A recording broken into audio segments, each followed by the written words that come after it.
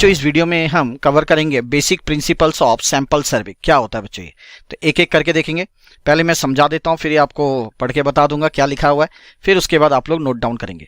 तो सबसे पहला बच्चों अगर मैं बात करूं तो प्रिंसिपल कौन सी है, पहली लॉ ऑफ स्टैटिस्टिकल रेगुलरिटी। तो चलिए इसको समझते हैं पहले आराम से। तो मैं बता रहा हूं आप लोग को सबसे पहले लॉ ऑफ स्टैटिस्टिकल रेगुलरिटी क्या है सर, ये ध्यान से समझो, ठीक है। चलो मैं एक डायग्राम के माध्यम से बता रहा हूं। मान लो सपोज ये मेरे पास ये एंटायर पॉपुलेशन है ना, ये जो हर एक आइटम मैं यहाँ पे डिनोट कर रहा हूँ, इन सबको मिलकर मेरा क्या बन रहा है, ये पूरा पॉपुलेशन बन रहा है मान लो, ठीक है। ये सारा मैंने ले लिया, ये एंटायर क्या है हमारा पॉपुलेशन है। हर एक आइटम को सबको जब मैं टोटल कर रहा हूं तो ये मेरा बनेगा एंटायर पॉपुलेशन। अब क्या बोलता है ये लॉ ऑफ स्टैटिस्टिकल रेगुलरिटी, ये कहता है कि अगर इस पॉपुलेशन से अगर मैं जो सैंपल साइज कलेक्ट करता हूं, अगर ये सैंपल साइज मान लो यहाँ पे मैंने सैंपल ले लिया इसका, ठीक है, और ये जो मैं सैंपल लूंगा वो क्या लूंगा, रैंडमली लूंगा। रैंडमली मतलब यहाँ पे जितने भी यहाँ पे आइटम्स हैं, ठीक है, सबके इक्वल चांस है सिलेक्ट होने के, ठीक है। तो मैंने मान लो इनमें से कुछ सैंपल ले लिया, बट ध्यान रखना जो सैंपल मैं ले रहा हूं वो सैंपल क्या होना चाहिए, लार्ज होना चाहिए, ठीक है। जितना लार्ज होगा उतना अच्छा है कि नहीं है। तो ये सैंपल बोला है क्या, लार्ज होना चाहिए। तो अगर ये सैंपल क्या हो रहा है जो मैंने कलेक्ट किया इस पॉपुलेशन से, अगर ये लार्ज होता है तो बच्चों ये क्या बता सकता है, ये बता सकता है एंटायर कैरेक्टरिस्टिक, ठीक है, ऑफ एंटायर पॉपुलेशन। तो ये जो पूरा पॉपुलेशन है, इस पूरे पॉपुलेशन की कैरेक्टरिस्टिक को ये सैंपल क्या कर सकता है, रिप्रेजेंट कर सकता है। बट शर्तें क्या है, शर्तें इसके अंदर दो हैं।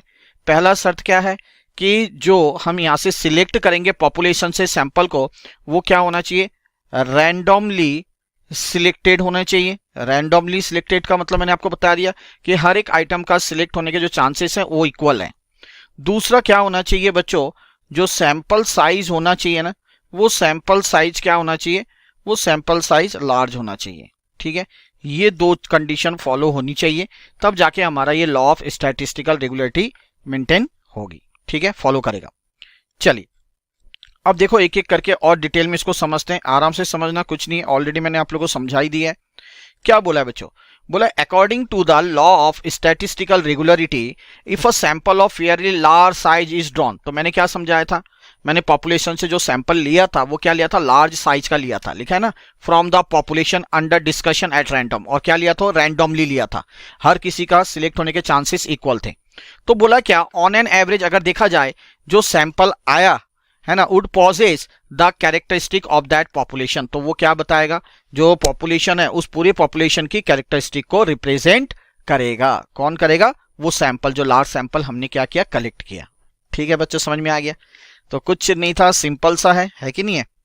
चलो आगे क्या बोला है मेरे बच्चों, दो बोला है this principle emphasises on two factor. दो फैक्टर पे ध्यान रखना है। एक ऑलरेडी मैं बता चुका हूं आपको कि जो सैंपल साइज है शुड बी लार्ज, क्या होना चाहिए, लार्ज होना चाहिए। As the same size increases, ठीक है, सेम नहीं होगा, यहाँ पे सैंपल होगा ये, ठीक है। इसको थोड़ा मिटा देते हैं, चलो, क्योंकि नोट्स अच्छे हो तो फिर समझने में इजी लगता है, ठीक है। चलिए तो बोला as the sample size increases it becomes more and more, ठीक है, representative of parent population and shows its characteristic. तो वही चीज मैंने बताया था कि अगर सैंपल साइज जितना ज्यादा बड़ा होगा तो जो पेरेंट पॉपुलेशन है, पेरेंट पॉपुलेशन मतलब जो एंटायर पॉपुलेशन था, है ना, उसकी कैरेक्टरिस्टिक वो आसानी से बता पाएगा सैंपल, है कि नहीं है। चलिए दूसरा मैंने क्या कहा था मेरे बच्चों, sample must be drawn randomly, मतलब हर एक आइटम का सिलेक्ट होने के जो चांसेस हैं वो क्या, इक्वल है। तो बोला equal probability of being selected in the sample. Probability मतलब संभावना, तो कहने का मतलब क्या है बच्चों, हर एक आइटम की जो संभावना है सिलेक्ट होने की वो क्या है, बराबर है। क्लियर। तो आई होप ये आप लोग को अच्छे से समझ में आ गया। चलो अब बच्चों दूसरा आता है हमारा प्रिंसिपल ऑफ इनर्शिया, ठीक है। ये प्रिंसिपल ऑफ इनर्शिया क्या कहता है, चलिए इसको समझ लेते हैं पहले यहाँ पे, फिर मैं पढ़ के आपको बता दूंगा। तो नेक्स्ट आता है दूसरे नंबर पे बच्चों हमारा प्रिंसिपल ऑफ इनर्शिया, ठीक है, ध्यान से समझो। अब ये जो प्रिंसिपल ऑफ इनर्शिया है ये बेस्ड है किसके ऊपर, फर्स्ट प्रिंसिपल के ऊपर ही है ना, क्या, जो हमने पढ़ा था लॉ ऑफ स्टैटिस्टिकल रेगुलरिटी, उसके ऊपर ही डिपेंड है। क्या बोलता है कि अगर सैंपल साइज मेरे बच्चों, कि अगर सैंपल साइज क्या होता है, लार्ज होता है, ठीक है, सैंपल साइज अगर लार्ज होता है तो बच्चों जो हमें रिजल्ट मिलेगा वो क्या मिलेगा, वो रिजल्ट बोला है हमें क्या, एक्यूरेट मिलेगा।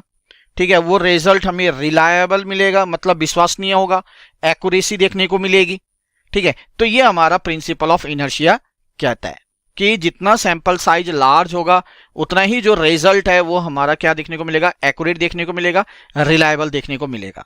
ठीक है, अब यहां पे देखो क्या बोला है कि अगर मैं एक सिक्के को बहुत ज्यादा बार क्या कर रहा हूं, फेंक रहा हूं, उछाल रहा हूं, एक सिक्के को अगर मैं बहुत ज्यादा बार उछाल रहा हूं तो बच्चों हमें क्या देखने को मिलेगा, हमें देखने को मिलेगा कि नंबर ऑफ जो हेड्स है वो लगभग नंबर ऑफ टेल्स के बराबर आएगा, है ना, यही होगी ना, जितनी बार हेड आएगा उतनी बार ही क्या टेल आ सकता है अगर हम सिक्कों को बहुत ज्यादा बार उछाल रहे हैं तो यही होगा। तो ये चीज देखो यहां पे क्या लिखा है, आराम से समझो इसको, कुछ नहीं है। बोला है प्रिंसिपल ऑफ इनर्शिया क्या कहता है, according to the principle of inertia of large numbers the results derive from the sample size. अब हमने देखा था जो सैंपल साइज था वो लार्ज था, अब उससे जो रिजल्ट मिलेगा likely to be more reliable होगा, एक्यूरेट होगा, etcetera as the sample size increases. ठीक है, provided other factors are kept constant, जो अदर फैक्टर्स हैं उसमें कोई फर्क नहीं आना चाहिए, वो कांस्टेंट होना चाहिए। अब अदर फैक्टर्स का मतलब यहाँ पे कॉस्ट में कोई फर्क नहीं होना चाहिए, ठीक है, टाइम में कोई फर्क नहीं आना चाहिए, एसेट्रा। ये चीज जो है ये सारे क्या रहने चाहिए, ये कांस्टेंट रहने चाहिए, ये ध्यान रखना। आगे बोला this is direct consequence of the first principle. तो मैंने आपको क्या था, क्या जो फर्स्ट प्रिंसिपल हमने पढ़ा था, क्या उसमें लार्ज सैंपल हमें क्या करना पड़ेगा, लेना पड़ेगा। ठीक है, तो उसके लार्ज सैंपल लेंगे तभी तो जाके क्या आएगा, एक्यूरेट रिलायबल रिजल्ट आएगा, है कि नहीं। तो ये कॉन्सिक्वेंस का मतलब रिजल्ट। तो ये जो प्रिंसिपल ऑफ इनर्शिया है ये किसके रिजल्ट पे हमें देखने को मिल रहा है, first principle that is law of जो हमने पढ़ा था, ठीक है, स्टैटिस्टिकल रेगुलरिटी, उसके ऊपर ये निर्भर है। ठीक है, उसी के नतीजे से हम ये देख सकते हैं कि अगर हमने सैंपल साइज लार्ज लिया, ठीक है, तो वो जो रिजल्ट देगा वो हमारा रिजल्ट क्या देगा, एक्यूरेट देगा, रिलायबल होगा, वो विश्वसनीय होगा। ठीक है, अदर फैक्टर्स कांस्टेंट रहेंगे, जैसे मैंने कहा टाइम, कॉस्ट, इसमें कोई परिवर्तन नहीं आना चाहिए। ठीक है, जैसे मैंने अभी यहां पे आपको पढ़ाया, if a coin is tossed a larger number of times, अगर एक सिक्के को हम बार बार उछालते हैं, बहुत बार उछाल रहे हैं, मतलब लार्जर नंबर ऑफ टाइम्स उछालते हैं, then the relative frequency of occurrence of head and tail is expected to be equal. तो हम ये अनुमान लगा सकते हैं कि जो हेड और जो टेल आने की जो संभावना है वो लगभग बराबर होगी, उसकी जो फ्रीक्वेंसी होगी, है ना, वो क्या होगी, बराबर होगी। ठीक है, तो ये भी उम्मीद करता हूं समझ में आ गया, कुछ नहीं था बच्चों। चलिए बच्चों अब नेक्स्ट देखते हैं। अब नेक्स्ट क्या है, प्रिंसिपल ऑफ ऑप्टिमाइजेशन। ठीक है ना, ध्यान रखना, प्रिंसिपल ऑफ ऑप्टिमाइजेशन। अब ध्यान से समझना बच्चों क्या है प्रिंसिपल ऑफ ऑप्टिमाइजेशन, क्या कहता है बच्चों, ये कहता है कि जो हम सैंपल लेंगे ना वो क्या होना चाहिए, वो इफेक्टिव होना चाहिए, वो एफिशिएंट होना चाहिए। अगर वो हम क्या इफेक्टिवली एफिशिएंटली अगर उस सैंपल को कलेक्ट करते हैं तो जो रिजल्ट आएगा वो रिजल्ट हमारा क्या होगा, बिल्कुल एक्यूरेट आएगा, है ना। जो हमें डिजायरेबल रिजल्ट चाहिए या डिजायरेबल इंफॉर्मेशन चाहिए वो हमें आराम से देखने को मिलेगा। ठीक है, अब यहां पे दो चीज की बात की गई है, एक बोला है, ठीक है, एफिशिएंट, एंड दूसरा बोला है इफेक्टिव। ध्यान से समझना, यहां पे इसी का रोल है।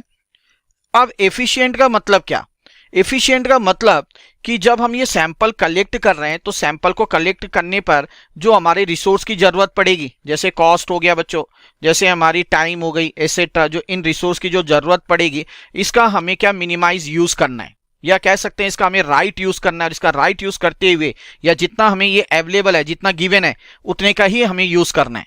ठीक है, हमें ज्यादा यूज नहीं करना है, उतने को यूज करते ही हमें सैंपल को क्या करना है, कलेक्ट करना है। इसका मतलब होता है एफिशिएंट। कहने का मतलब सीधी सीधी बात, इनमें कोई वेस्टेज नहीं होना चाहिए। ठीक है, नो वेस्टेज। ठीक है, इस तरीके से सैंपल कलेक्ट करना चाहिए। दूसरा क्या बोला, इफेक्टिव होना चाहिए। जो सैंपल हमने कलेक्ट किया वो इफेक्टिव होना चाहिए। अर्थात जैसे कि मान लो मैं एक एग्जांपल समझा रहा हूं, बड़े आराम से समझना। इफेक्टिव का मतलब यहां पे क्या है, जैसे मान लो मैं एक किसी टाउन में गया और उस टाउन में मैं क्या हाउस होल्ड की एनुअल इनकम का पता कर रहा हूं। ठीक है, तो सारे तो पॉसिबल नहीं है, तो मैंने कुछ सैंपल हाउसेस देखे और सैंपल हाउसेस में से मैंने क्या किया, जो उनका हाउस होल्ड का जो एनुअल इनकम है वो मैंने कलेक्ट किया।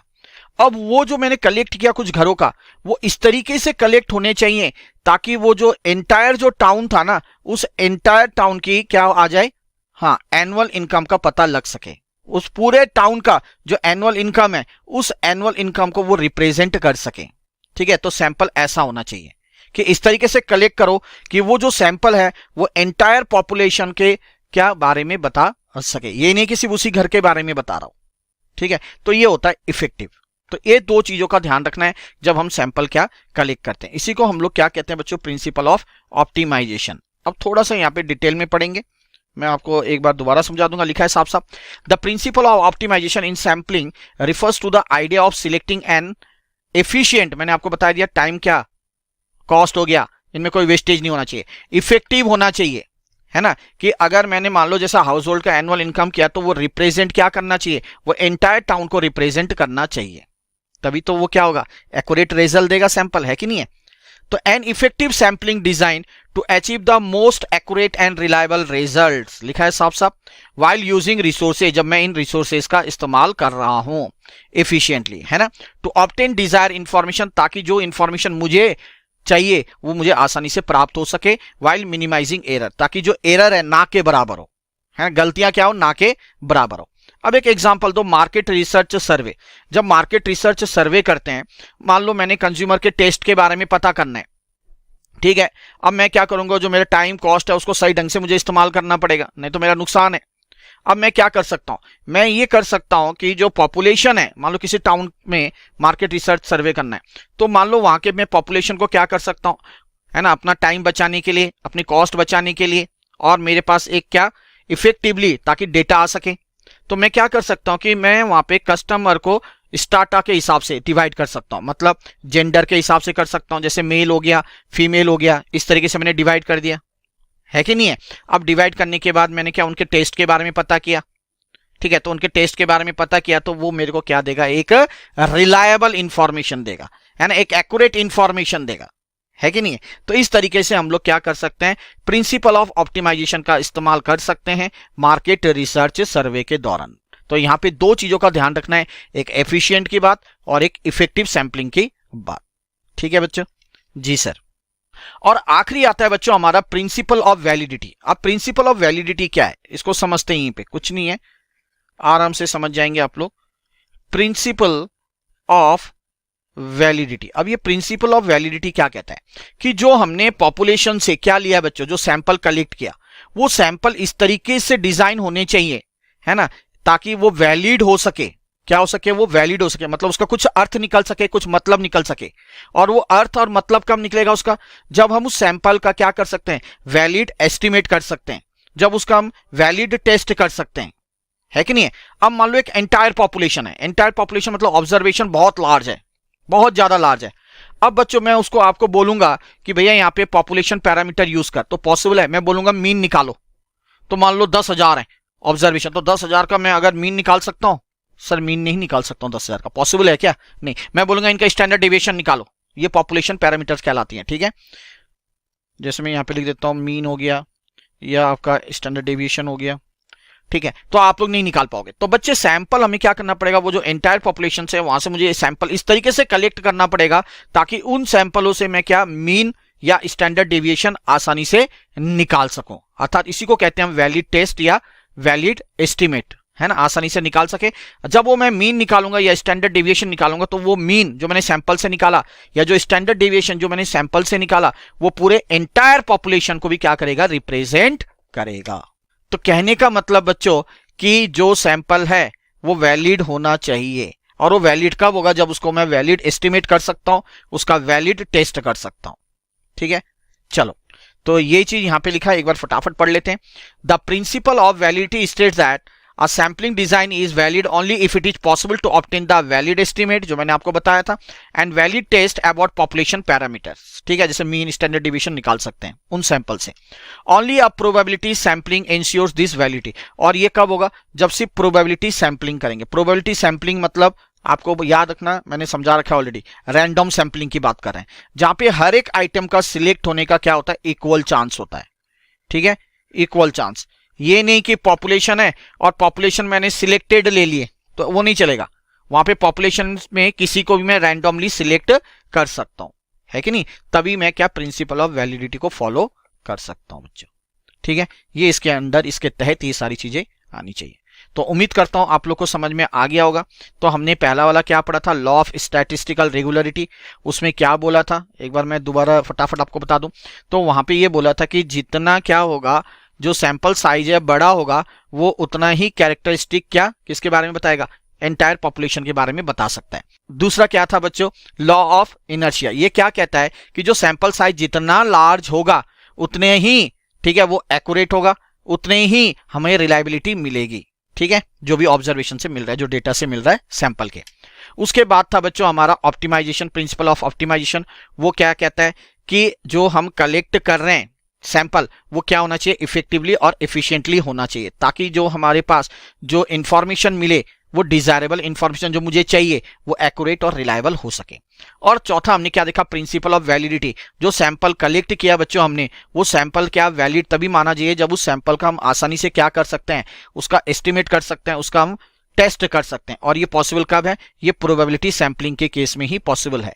अर्थात जब हम क्या होता है, एंटायर पॉपुलेशन से जो हम सैंपल कलेक्ट कर रहे हैं, हर एक मतलब पॉपुलेशन का चांसेस है क्या, इक्वल सिलेक्ट होने का। ठीक है, तो ये चार थे। उम्मीद करता हूं आप लोग को अच्छे से समझ में आ गया होगा।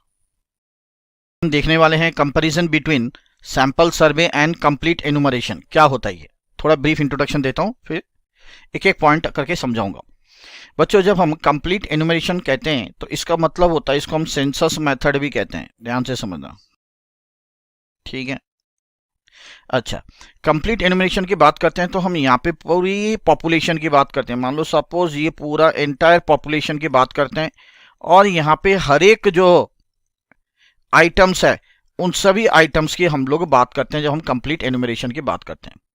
बट जब इस कंप्लीट पॉपुलेशन में से हम कुछ पॉपुलेशन को स्टडी करते हैं, ठीक है, या कुछ ही आइटम्स को जब स्टडी कर रहे हैं, तो उसको हम लोग कहते हैं बच्चों सैंपल सर्वे। ठीक है, क्या बोला मैंने कि कंप्लीट एनुमरेशन का मतलब जो एंटायर पॉपुलेशन को, हर एक एलिमेंट को स्टडी करना या हर एक आइटम को स्टडी करना, वो कहलाता है कंप्लीट एनुमरेशन।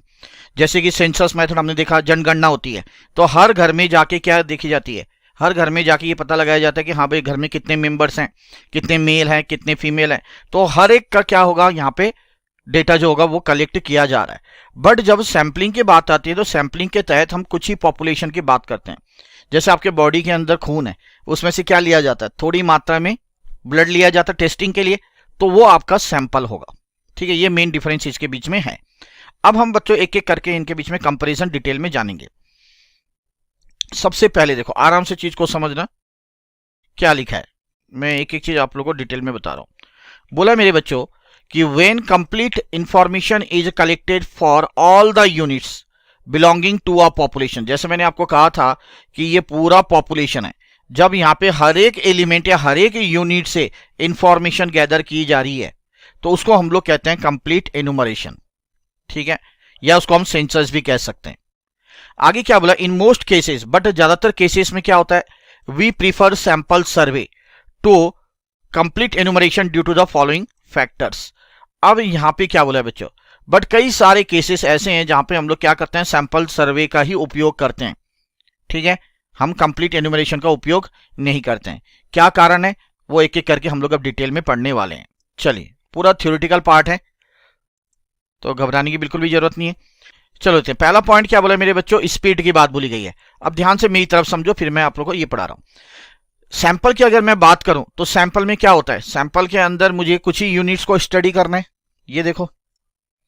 ठीक है ना, जबकि अगर मैं कंप्लीट एनुमरेशन की बात करूं तो मुझे ईच एंड एवरी यूनिट से इंफॉर्मेशन गैदर करना पड़ेगा, है कि नहीं। तो इसलिए बच्चे हम लोग क्या करते हैं, सैंपल को प्रीफर करते हैं उस केस में। ठीक है, चलो तो यहां पे क्या लिखा देखते हैं, एज कंपेयर टू सेंसस, है ना, सेंसस के मुकाबले या कंप्लीट एनुमरेशन के मुकाबले बोला है, a sample survey could be conducted usually much more quickly. अभी बताया था मैंने आपको, है ना, simply because in sample survey, क्योंकि सैंपल सर्वे में हम लोग क्या लेते हैं, only a part of vast population is enumerated. जो ये टोटल पॉपुलेशन जो एंटायर यूनिट्स है उसमें से हम कुछ ही यूनिट को क्या करते हैं, कलेक्ट करते हैं और उससे इंफॉर्मेशन गैदर करते हैं। ठीक है, तो ये स्पीड के कारण हम लोग क्या करते हैं, सैंपल सर्वे का इस्तेमाल करते हैं बच्चों। अब मानो दूसरा, कॉस्ट, बहुत इंपॉर्टेंट पार्ट है। बोले the cost of collection of data on each unit in case of sample survey is likely to be more as compared to census because better trained personnel are employed for conducting a sample survey. ठीक है, ध्यान से देखो क्या बोला है। बोला है जो कॉस्ट होता है of collection of data on each unit in case of sample survey is likely to be more. अब बोला क्या, सैंपल सर्वे की बात की गई है। आप कहोगे कि सर यहाँ पे तो कुछ ही यूनिट लिया जा रहा है तो इसमें खर्चा तो कम लगना चाहिए। बट मेरे बच्चों, जब वो सैंपल लिया जा रहा है तो इस पे खर्चा ज्यादा क्यों लगता है आप बताओ? क्योंकि वहां पे जो ये इन्वेस्टिगेशन कर रहे हैं, है ना, ये इंफॉर्मेशन कलेक्ट कर रहे हैं, उनके लिए हमें जो लोग चाहिए वो क्या चाहिए? ट्रेंड पर्सनल चाहिए, है कि नहीं? ऐसा तो नहीं तुच्छे मुच्छे किसी को भेज दिया भाई चल ले ले। तो वहां पे क्या होगा, सैंपल से जो हम इंफॉर्मेशन गैदर कर रहे हैं वो एक्यूरेट हो बोलकर, ठीक है, इसलिए ट्रेन पर्सनल को हायर किया जाता है। ठीक है, ये कारण है सबसे बड़ा। तो वही चीज लिखा है कि the cost of collection of data on each unit in case of sample service likely to be more as compare to census because better train personnel are employed for conducting a sample survey. क्योंकि trained personal की जरूरत पड़ती है। मानता हूं कि complete enumeration में तो चाहिए, बट बोला है कि उसके मुकाबले भी इसमें चाहिए, क्योंकि एक एक यूनिट से जो इंफॉर्मेशन हम लेंगे या जो हम सिलेक्ट कर रहे हैं एंटायर पॉपुलेशन से, है ना, जो कुछ यूनिट सैंपल के तौर पे ले रहे हैं, वो इस तरीके से सिलेक्ट करना पड़ेगा, ठीक है, कि मतलब कोई भी जो हमें इंफॉर्मेशन चाहिए, क्योंकि हमें पता है कि जब हम सैंपल लेते हैं तो क्या करते हैं, वो एंटायर पॉपुलेशन को बताता है, वो एंटायर पॉपुलेशन को रिप्रेजेंट करता है ना। अब मैंने मान लो सैंपल ले लिया, बट हमने देखा कि जो इंफॉर्मेशन आ रही है वो सही नहीं आ रही है, वो मतलब एंटायर पॉपुलेशन को क्या नहीं कर रही है, रिप्रेजेंट नहीं कर रही है, तो वो गलत हो जाएगा बच्चों। तो इसलिए उस केस में ट्रेंड पर्सनल को रखा जाता है ताकि जो भी वो सैंपल कलेक्ट कर रहे हैं इस तरीके से कलेक्ट करें ताकि वो एंटायर पॉपुलेशन को रिप्रेजेंट करें। समझ में आ गया? यस सर, अब आ गया। चलो जी आगे क्या, but when it comes to total cost, but अगर टोटल कॉस्ट की बात करें, एक एक यूनिट पे खर्चा होने के लिए क्या लग रहा है, मैंने कहा एक एक यूनिट पे अगर खर्चा करते हैं हम लोग तो उसके केस में किस में लगता है ज्यादा पैसा? यस, सैंपलिंग मेथड में। बट अगर हम टोटल कॉस्ट की बात करें तो टोटल कॉस्ट के केस में बच्चों इसमें लगेगा खर्चा ज्यादा कंप्लीट एनुमरेशन में, क्योंकि यहां पे जो यूनिट्स हैं वो इसके मुकाबले बहुत ज्यादा है, क्योंकि एंटायर पॉपुलेशन को पढ़ना है। अगर एक कॉलोनी में से कुछ ही घर को सिलेक्ट करना है, ठीक है, तो उसके एक एक यूनिट पे जो खर्चा लग रहा है वो तो ज्यादा लग रहा है। बट अगर मुझे बोला जाए उसके मुकाबले कि भैया पूरी कॉलोनी का इंफॉर्मेशन लेना है, तो बच्चों उसके मुकाबले का टोटल कॉस्ट देखा जाए तो वो क्या लगेगा, ज्यादा लगेगा कंप्लीट एनुमरेशन या सेंसस मेथड में। ठीक है, वही चीज बोला है। But wait it comes to total cost, sample survey is likely to be less expensive as only some selected units are considered in a sample survey. क्योंकि इसमें क्या कर रहे हैं, सैंपल सर्वे में कुछ ही यूनिट को हम सिलेक्ट कर रहे हैं। ठीक है, तो ध्यान रखना जब हम ईच यूनिट की बात कर रहे हैं तो कब लगेगा खर्चा ज्यादा, सर सैंपलिंग मेथड में। बट जब हम एंटायर पॉपुलेशन की बात करें, एज अ होल की बात करें या टोटल कॉस्ट की बात करें, तो मेरे बच्चों उस केस में हमारा किसका होगा, सेंसस मेथड में ज्यादा खर्चा लगेगा। चलो जी, अब रिलायबिलिटी बोला है, देखो ढंग से पढ़ो। रिलायबिलिटी में क्या बोला है मेरे बच्चों, the data collected in a sample survey are likely, ठीक है, to be more reliable than that in a complete enumeration because of trained enumerators, better supervision and application of modern technique। जो मैंने अभी समझाया, मैंने क्या बताया अभी आप लोग को नेक्स्ट पॉइंट पे, कि सैंपलिंग के अंदर क्या होता है, हम एक एक यूनिट पे जो खर्चा लगता है ना वो ज्यादा लगता है। क्यों? क्योंकि एक एक यूनिट से जो हम इंफॉर्मेशन कलेक्ट कर रहे हैं, एक तो उसके लिए ट्रेंड एनुमरेटर्स चाहिए, सुपरविजन मतलब एक एक यूनिट को बड़े गौर से देखा जाता है, ठीक है, मॉडर्न टेक्निक का इस्तेमाल किया जाता है, तो इसलिए उसमें रिलायबिलिटी जो विश्वसनीय है उस पर ज्यादा है as compare to complete enumeration. अब कंप्लीट एनुमरेशन में क्या होता है, आप खुद सोचो, मैंने किसी को भेजा जब इस कॉलोनी का पूरा इंफॉर्मेशन लेके आ, है ना, कितने लोग जो है कोविड पॉजिटिव हैं, तो क्या होगा उसको, क्या वो रिलायबल मिलेगा? हो सकता है कई जने उसका जवाब ना दे, बहुत सारे और फैक्टर्स हो सकते हैं, है ना। अब मैंने बंदे को पूरी कॉलोनी के बारे में बताया तो वो तो जाएगा ही नहीं, पहले तो वो 4-5 घर छोड़ के ही जाएगा, काट देने, वो क्या करेगा, कुछ ही घर में जाएगा, बस हो गया भाई, और बता देगा पूरे का, तो इसमें नहीं होता इतना ज्यादा। ठीक है, बट अगर मैंने बोला भैया कुछ ही घरों का जाके डेटा कलेक्ट करना है, तो एक एक घर में जाएगा, प्रॉपरली टाइम लगाएगा, एक एक चीज पूछेगा, है ना। क्योंकि जब हम सैंपलिंग की बात करते हैं मेरे बच्चों, तो उस केस में क्या होता है, मैंने क्या, ट्रेड एनुमरेटर्स की जरूरत होती है, जो घर घर जाके मतलब या डेटा कलेक्ट कर रहा है, इंफॉर्मेशन गैदर कर रहा है, सुपरविजन बड़े आराम से उसको देखा जाता है, एप्लीकेशन ऑफ मॉडर्न टेक्निक का इस्तेमाल किया जाता है। इसलिए जो हमारा सैंपल सर्वे मेथड है, इसमें बच्चों ज्यादातर विश्वसनीय की बात की जाती है as compare to census method या कंप्लीट एनुमरेशन मेथड। क्लियर है? टोटली थ्योरी पार्ट है, कुछ भी नहीं है इसमें, है ना। अब आते हैं नेक्स्ट एक्यूरेसी की बात। बोला every sampling is subject to what is known as sampling fluctuation which is term as sampling error. अब बोला है, अब मान लो जैसे मैं एक एग्जांपल दे रहा हूं, ये हमने पूरा एंटायर पॉपुलेशन से कुछ हमने सैंपल कलेक्ट किए।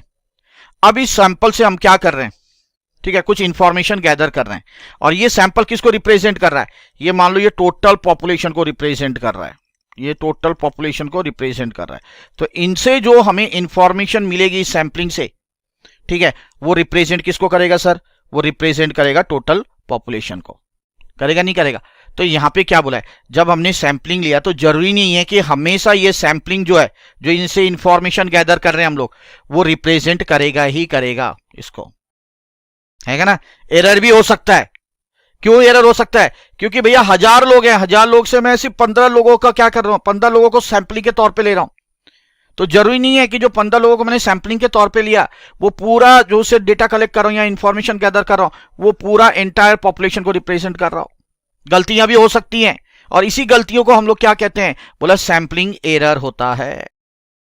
बट कंप्लीट एनुमरेशन में क्या, सैंपलिंग एरर का तो मतलब नहीं, क्योंकि वहां पे ईच एंड एवरी यूनिट को स्टडी किया जा रहा है, एंटायर पॉपुलेशन को एक एक करके स्टडी किया जा रहा है।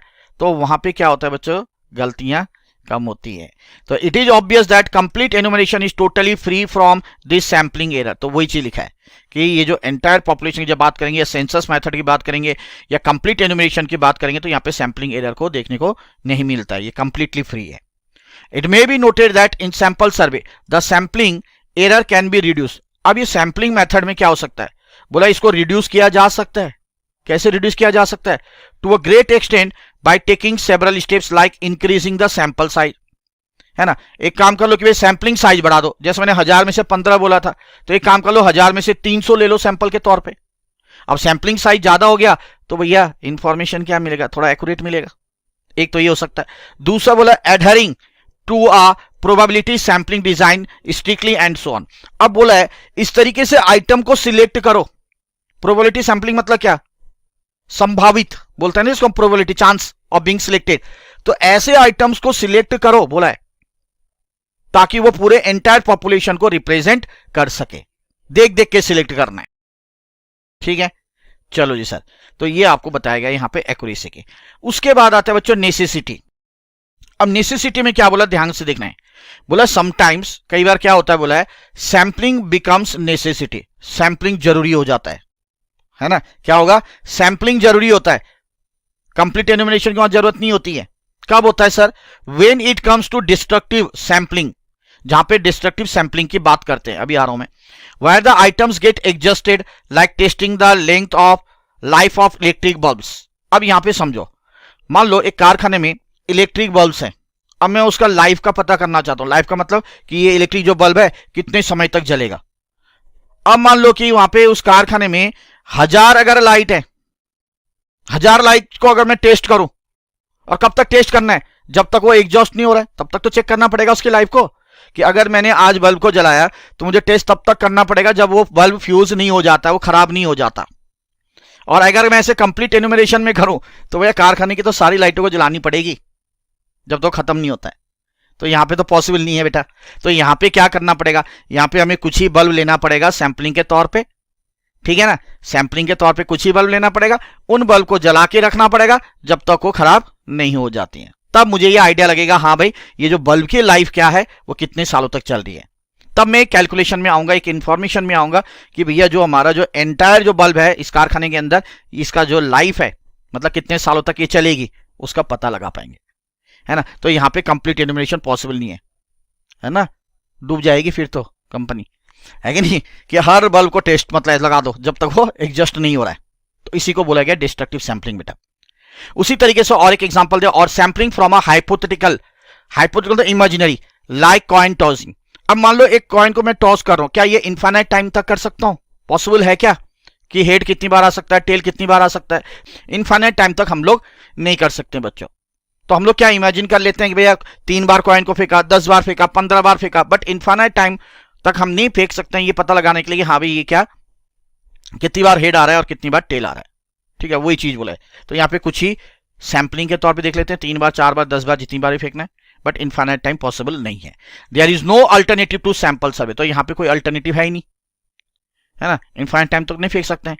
तो यहाँ पे भी बच्चों हमें सैंपलिंग की ही जरूरत पड़ती है। ठीक है, तो आई होप ये सारे पॉइंट्स आपको क्लियर हैं, एक एक करके मैंने आपको सब चीज बता दी मेरे बच्चों। तो उम्मीद करता हूं कि आप लोग को अच्छे से समझ में आ गया होगा। चलिए बच्चों, अब करने जा रहे हैं बहुत ही इंपॉर्टेंट टॉपिक, और इस टॉपिक का नाम है बच्चों factors contributing to sample errors. कौन कौन से ऐसे फैक्टर्स हैं जिसके कारण हमें सैंपलिंग के अंदर एरर देखने को मिल सकते हैं। ठीक है, तो डिटेल में एक एक लाइन समझाऊंगा, पूरा मैंने नोट डाउन कर रखा है। फोकस करेंगे हम एग्जाम्पल्स के ऊपर, इससे बेस्ट नहीं हो सकता, मैं इतना गारंटी दे सकता हूँ। ठीक है, तो थोड़ा सा अगर आपको बोरिंग भी लगे तो इसको समझना है, बस एग्जाम्पल समझ लोगे इंटरेस्टिंग लगने लगेगा। ठीक है, क्योंकि टोटली थ्योरी पार्ट है बच्चों। चलिए स्टार्ट करते हैं। तो सबसे पहला क्या कह रहा है बच्चों, ध्यान से देखना है आपने। ठीक है, सबसे पहला कह रहा है बच्चों errors arising out due to defective sampling design. अगर जो सैंपल हमने डिजाइन कर रखा है अगर वो डिफेक्टिव है, ठीक है, डिफेक्टिव का मतलब पहले हम इसको एग्जाम्पल से समझेंगे फिर ये लाइन पढ़ेंगे। ठीक है, ध्यान से समझने की चीज। चलो अब मान लो क्या बोला है कि imagine a company wants to conduct a customer satisfaction survey for its product. ठीक है, समझ में आ गया इतना कि मान लो एक कंपनी जो है वो क्या करना चाह रही है, एक सर्वे कराना चाह रही है। ठीक है, क्या कराना चाहिए, एक सर्वे कराना चाह रही है। ठीक है, क्या पता करने के लिए, कस्टमर सेटिस्फैक्शन, कि कस्टमर कितने सेटिस्फाइड हैं उसके प्रोडक्ट से। ठीक है, अब वो क्या करती है, instead of using a random sampling method, अब वो रैंडम सैंपलिंग नहीं कर रही है। रैंडम सैंपलिंग जहां पे क्या होता है आप लोगों को पता है कि हर एक आइटम का सिलेक्शन होने के जो चांसेस होते हैं वो इक्वल होते हैं। तो वो ना करके वो क्या कर रही है, the manager handpicks customer to participate in the survey. अब जो मैनेजर है अपने अनुसार, अपने डिसीजन के अनुसार, अपने कंफर्टेबिलिटी के अनुसार, ठीक है, अपने इंटरेस्ट के अनुसार वो कुछ कस्टमर्स को उठा लेती है।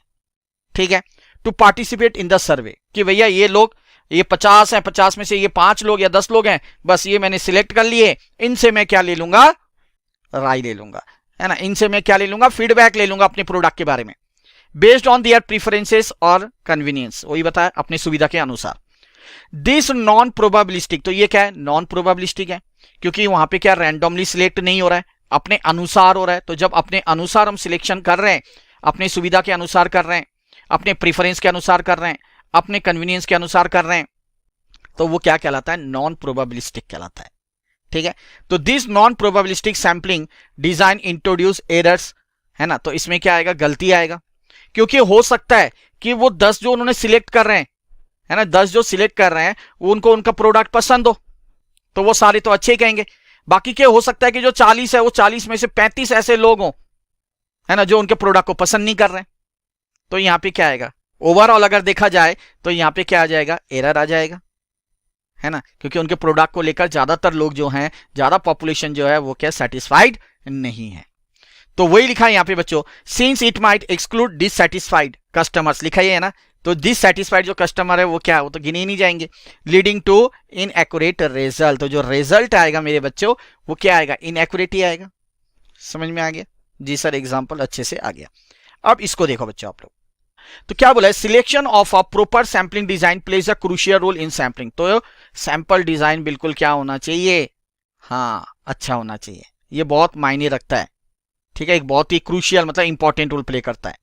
If non probabilistic sampling design is followed, अगर मान लो नॉन प्रोबेबिलिस्टिक डिजाइन को फॉलो करें, जैसे मैंने अभी आपको समझाया था, the prejudice of the sampler offers the sampling technique thereby resulting some kind of error. तो वो क्या अपने अनुसार करेगा, है ना, अपने कन्वीनियंस के अनुसार करेगा, अपने प्रीफरेंस के अनुसार करेगा, तो कहीं ना कहीं वहां पे क्या एरर देखने को मिल जाएगा। ठीक है, क्लियर है बच्चों यहाँ पे। चलो जी अगला पॉइंट पढ़ते हैं सर। अगला पॉइंट क्या बोला मेरे बच्चों, ध्यान से देखना है sir, errors arising due to substitution. ठीक है, सब्सटीट्यूशन मतलब एक के बदला दूसरा जब हम यूज करते हैं तो होता है क्या, सब्सटीट्यूशन। तो पहले यहां पे एग्जांपल पढ़ते हैं। अब बोला यहां पे एरर्स हो रहा है जब हम सब्सटीट्यूशन की बात करते हैं। कैसे, जैसे मान लो in a door to door survey about household income, अगर मैं हाउस होल्ड के इनकम का पता लगा रहा हूं, उसका सर्वे कर रहा हूं डोर टू डोर, तो क्या हो रहा है, एन एनुमरेटर, एन्यूमरेटर मतलब जो सर्वे कर रहा है। Encounters a house where the residents are not willing to provide income information. वो एक ऐसे घर में गया, ऐसे हाउस होल्ड में गया जहां पे वो लोग अपना क्या, हाँ, इंफॉर्मेशन देना नहीं चाहते हैं, है ना, अपनी जो इनकम है, हाउस होल्ड की इनकम है, उसका इंफॉर्मेशन देना नहीं चाहते। अब क्या किया जो एन्यूमरेटर था, उसने instead of seeking another eligible house, उसने उसी के बराबर, है ना, जो उस हाउस होल्ड में मान लो 3 लोग काम करने वाले थे, है ना, तो वैसे तो आएगा income, annual income house hold का, तो 3 काम करने वाले थे घर के अंदर उस हाउस होल्ड में, तो उसको क्या करना चाहिए, वैसे ही एक घर ढूंढना चाहिए, तभी तो क्या एक सेटिस्फाइड रिजल्ट आएगा। उसने वो ना करके एक दूसरा ही घर चूज कर लिया, मान लो जहां पे 5 लोग नौकरी करते हैं, ठीक है, house hold near by. The enumerator replaces it with a neighbouring houses income details. उसने क्या कर दिया, कोई दूसरा घर ले लिया जहां पे ज्यादा लोग काम कर रहे हैं एज कंपेरिजन टू जिस घर के लोग इंफॉर्मेशन नहीं दे रहे थे। तो क्या होगा इस केस में, this act of substitution deviates from original sampling design. तो जो उसे ओरिजिनल सैंपल डिजाइन करना था वो कर नहीं पा रहा, उसको चाहिए था 3 लोगों का, वो कर रहा है 5 लोगों का। And introduces errors because the enumerator might choose a similar looking house hold. क्योंकि एन्यूमरेटर को क्या करना चाहिए था, वैसे ही 3 लोग जहां पे काम कर रहे हैं जिस हाउस होल्ड में, वैसे ही घर उसे ढूंढना चाहिए था, है कि नहीं है? Yes sir.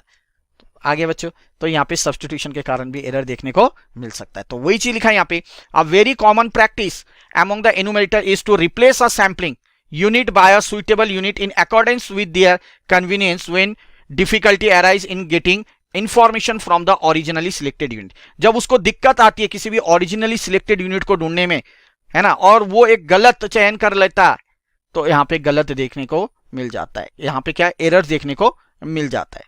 तो किसके कारण हो रहा है ये, सब्स्टिट्यूशन के कारण हो रहा है।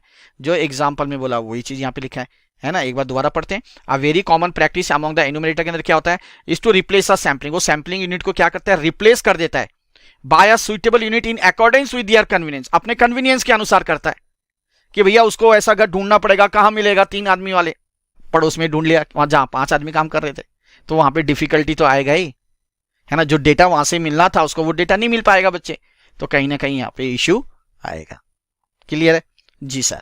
अगला देखते हैं अब errors owing to faulty demarcation of unit. Demarcation मतलब एक तरीके से बाउंड्री हम कह सकते हैं, है ना, एक सीमित बाउंड्री जो है, एक बाउंड्री हम कह सकते हैं इसको, ठीक है, बाउंड्री ऑफ यूनिट्स आप ले लो। तो बोला है owing errors owing to faulty demarcation of unit. अगर मान लो कोई भी यूनिट है उसका जो डिमार्केशन कर रहे हैं, ठीक है, उसका अगर हम एरिया की बात कर रहे हैं या उसकी बाउंड्री की बात कर रहे हैं, तो अगर वो गलत चयन हो गया तो वहां पे भी गलत देखने को हमें मिल सकता है ना, एरर्स में देखने को मिल सकता है उस सैंपल में भी। तो देखो एक एग्जांपल से समझते हैं और अच्छे से आएगा आप लोग को। बोला suppose an agricultural survey aims to estimate the average yield of a specific crop, let's say wheat. मान लो एक एग्रीकल्चर सर्वे हो रहा है, किसके ऊपर हो रहा है ना, कि जो व्हीट का यील्ड है गेहूं का, ठीक है, वो कितना आ रहा है, यील्ड मतलब यहाँ पे रिटर्न कितना आ रहा है, मैंने बोया कितना था, मुझे मिल कितना आ रहा है इन अ पर्टिकुलर रीजन। मान लो एक पर्टिकुलर रीजन में the sampling units are defined as individual form. अब जो सैंपलिंग यूनिट यहां पे लिया गया ना, वो क्या लिया गया, इंडिविजुअल के फॉर्म की बात की गई है, राम का कितना है, श्याम का कितना है, जोधू का कितना है, मोधू का कितना है, ऐसे करके, ठीक है। हाउएवर जबकि the surveyor's faces challenge in accurately identifying form boundaries. आगे समझे आप? हाँ, अब उसको जो फॉर्म है, फॉर्म की बाउंड्रीज जो है उसको आइडेंटिफाई करने में वो दिक्कत आ गई। एक्यूरेट कितना है भाई, ड्यू टू आउटडेटेड मैप्स और अनक्लियर लैंड डिमार्केशन। क्योंकि जो मैप था, जिस मैप के अनुसार उसको प्लॉटिंग करना था, मतलब कितना एरिया इंडिविजुअल आएगा, वो गलती था मैप, है ना, और डिमार्केशन था, जो लैंड मार्किंग था, जो बाउंड्री थी, वो भी सही तरीके से नहीं हो रखी थी, तो वो तो गलत हो जाएगा। तो एज अ रिजल्ट जिसके कारण क्या हुआ, some larger farms might be mistakenly divided into smaller plot. अब क्या हुआ, उसको दिखा एक लार्जर फॉर्म है ना, क्या है वो, लार्जर फार्म है, एक ही फार्म है वो लार्जर फार्म, बट उसने सोचा अरे ये लार्जर फार्म ना शायद 3 भागों में डिवाइडेड है, क्योंकि मैपिंग सही नहीं हो रखी है, लैंड डिमार्केशन सही नहीं हो रखा है। तो उसने क्या कर दिया, जो एक लार्जर फार्म था उसको उसने छोटा छोटा इंडिविजुअल प्लॉट के तौर पे ले लिया। और हो सकता है कि जो छोटे छोटे इंडिविजुअल प्लॉट है 3-4, उसको मिलाकर उसने एक लार्ज साइज ले लिया हो, है ना। तो वही चीज लिखा आगे, and some small farms might be combined into larger units. आगे बच्चों, तो ये फॉल्टी डिमार्केशन के कारण can lead to underestimation और overestimation of the crop yield. तो उस केस में क्या हो सकता है, क्रॉप यील्ड का या तो ओवर एस्टिमेशन हो सकता है, क्योंकि वो तो सैंपल किसके तौर पे लेके चल रहा है, इंडिविजुअल हाउस होल्ड के तौर पे लेके चल रहा है। तो यहाँ पे ओवर एस्टिमेशन हो सकता है या अंडर एस्टिमेशन हो सकता है। जो क्रॉप यील्ड है हो सकता है कि वो ज्यादा दिखा रहा है या वो कम दिखा रहा है कि नहीं है, जब वो इंडिविजुअल क्या लैंड को लेके चल रहा है। ठीक है, तो ये दिक्कत आ सकती है। तो ये चीज ऊपर लिखा है बच्चों, देखो ध्यान से, बोला है it has its own origin in faulty demarcation of sampling units. In case of an agriculture survey, the sampler has usually a tendency to underestimate or overestimate the character under consideration. तो जो उसने character लिया था consideration में, जो individual plot की बात की गई थी, बट वहां पे क्या देखने को मिला कि उसने जो लार्जर प्लॉट था उसको उसने 3 भागों में डिवाइड कर लिया। मान लिया कि हाँ भाई ये छोटे छोटे प्लॉट ये शायद 3 होंगे, मैपिंग सही से नहीं हो रखी थी, तो ये गलती तो आएगी। तो जो क्रॉप यील्ड है, जैसे गेहूं की बात कर रहे हैं यहाँ पे एग्जांपल में, या तो वो बहुत ज्यादा दिखाएगा या तो बहुत कम आएगा। क्लियर है बच्चों? जी सर, अगला देखते हैं। अगला क्या बोला है बच्चों? हेलो दोस्तों, आई होप जिस एक्सपेक्टेशन के साथ आप लोगों ने हमारा वीडियो कंटेंट देखना शुरू किया था वो एक्सपेक्टेशन आपकी फुलफिल हो रही है। जिस भी कंटेंट में या वीडियो में आपको मास्टरी चाहिए थी वो आपका इन वीडियो के माध्यम से फुलफिल हो रहा होगा। बच्चों एक छोटी सी बात कहूंगा, आपने देखा होगा कि हमारी जो फ्री वीडियो कंटेंट है उसमें अगर इतना दम है तो जो हमारा पेड कंटेंट होगा वो कितना, उसके अंदर कितने वैल्यूएबल कंटेंट, आपको कितना दम होगा बच्चों। और अगर मैं सिंपली बात करूं इसकी कीमत की, ठीक है, तो कीमत ना के बराबर है ना। एक नर्सरी की जो फीस है उससे भी कम प्राइस में ये आप लोग का कोर्स रखा गया है बच्चों। आपके जो रेस्पेक्टिव एग्जामिनेशन के जो भी टॉपिक हैं, या अगर हम वीडियो कंटेंट की बात करें तो वो हमारे कोर्स के अंदर अवेलेबल है। ठीक है, तो जाइए और फटाफट हमारी वेबसाइट www.escholar.in पर विजिट करें। जय Shri Shyam. Errors owing to wrong choices of statistic या रॉन्ग चॉइस ऑफ स्टैटिस्टिक। कई बार होता है कि हम जो स्टैटिस्टिक का जो चयन करते हैं, है ना, स्टैटिस्टिक मतलब मीन या मोड, ये सारे हो गए, मीडियन, जो इनका चयन करते हैं, कहीं ना कहीं हम वो गलत अगर चूज कर लें तो वो दिक्कत आ जाएगी। अब जैसे मान लो एक हम सर्वे कर रहे हैं, ठीक है, it's conducted to estimate the average number of hours people spend watching television per week. अगर मान लो एक मैं सर्वे कर रहा हूं कि भैया जो जनरली जो लोग हैं ना एक हफ्ते में कितना टीवी देखते हैं पर वीक में, the researcher decide to use the median as the statistics instead of mean. अब रिसर्चर ने क्या सोचा कि भैया मैं यहाँ पे मीडियन का इस्तेमाल करूं मीन की जगह पे। तो आप लोग बताइए कि अगर मुझे यहाँ पे एवरेज निकालना है, number of hours people spend watching television per week, तो हम क्या निकालेंगे? सर मीन, यही है ना। क्योंकि क्या होता है, ज्यादातर जो लोग हैं उनका जो टीवी जो वॉचिंग आवर होता है वो लगभग सेम ही होता है ना, लगभग सेम ही होता है। लोग ज्यादातर क्या 3-4 घंटे ही टीवी देखते हैं, तो लगभग सबका यही तो होता है रूटीन, कुछ एक्सेप्शनल केस को छोड़कर, है कि नहीं है। तो however in this particular population the majority of individuals watch a similar number of hours. आगे बच्चे समझ, by using the median instead of mean the survey में इंट्रोड्यूस सैम्पलिंग एरर्स। तो वहां पे सैम्पलिंग एरर हमारा आ जाएगा in estimating the population's average viewing time. तो यहां पे कौन सा सुइटेबल होना है? यहां पे मीन का सुइटेबल होना था। तो वही लिखा है, one must be careful in selection the proper statistics while estimating a population characters. तो जब पॉपुलेशन की कैरेक्टरिस्टिक की बात करेंगे, पॉपुलेशन की कैरेक्टर्स की बात करेंगे, तो यहां पे एक को क्या करना पड़ेगा? प्रॉपर स्टैटिस्टिक्स का इस्तेमाल करना पड़ेगा। क्लियर है बच्चों? जी सर। अब बोला है वेरिएबिलिटी इन द पॉपुलेशन। अब पॉपुलेशन में अगर वेरिएबिलिटी, अंतर आ गया, ठीक है, पहले एग्जांपल से समझते हैं। अब क्या बोला, देखो, बोला है सर एक पॉलिटिकल सर्वे किया जा रहा है, conducted to estimate voter preferences. Voter की प्रीफरेंस क्या है? तो the population exhibits diverse political preferences. अब आपको पता है पॉपुलेशन है तो सबके अलग अलग राय होता है, आपने टीम में भी देखा होगा, है नहीं, कोई किसी को दे रहा है, कोई किसी को प्रीफर कर रहा है, कोई किसी को प्रीफर कर रहा है, होता है नहीं होता है? यस सर, बिल्कुल होता है। If a simple random sampling, अब मान लो सिंपल रैंडम सैंपलिंग कर रहा हूं, ठीक है, तो ये हो सकता है कि मान लो कि जो मैंने सैंपल लिया 10 लोगों का 100 में से, तो हो सकता है कि वो एक ही पार्टी को प्रीफर करते हो। तो यहां पे गलत होगा नहीं होगा? खुद सोचो, है ना। Approach is use the sample may not be adequately capture this variability. तो वो वेरिएबिलिटी कैप्चर नहीं होगा, 10 के 10 तो सेम ही आ गए, है ना, जो सेम पॉलिटिकल पार्टी को प्रीफर करते हैं, leading to a larger sampling error. तो यहां पे सैंपलिंग एरर देखने को बहुत बड़ा मिलेगा। तो इसको कम करने के लिए हमें क्या करना पड़ेगा?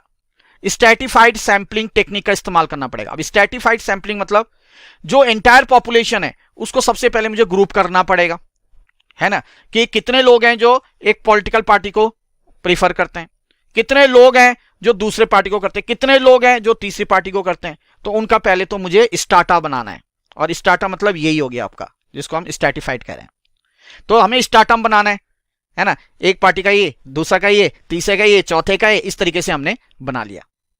ठीक है, अब वो सारे एक ही के अंदर क्या आ गए, होमोजीनियस कैरेक्टर आ गए। दूसरे पार्टी का जो था वो सारा एक ही आ गया, homogeneous character.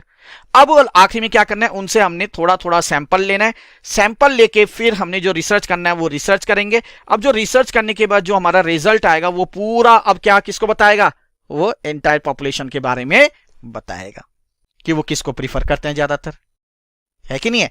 Yes sir, could be implemented.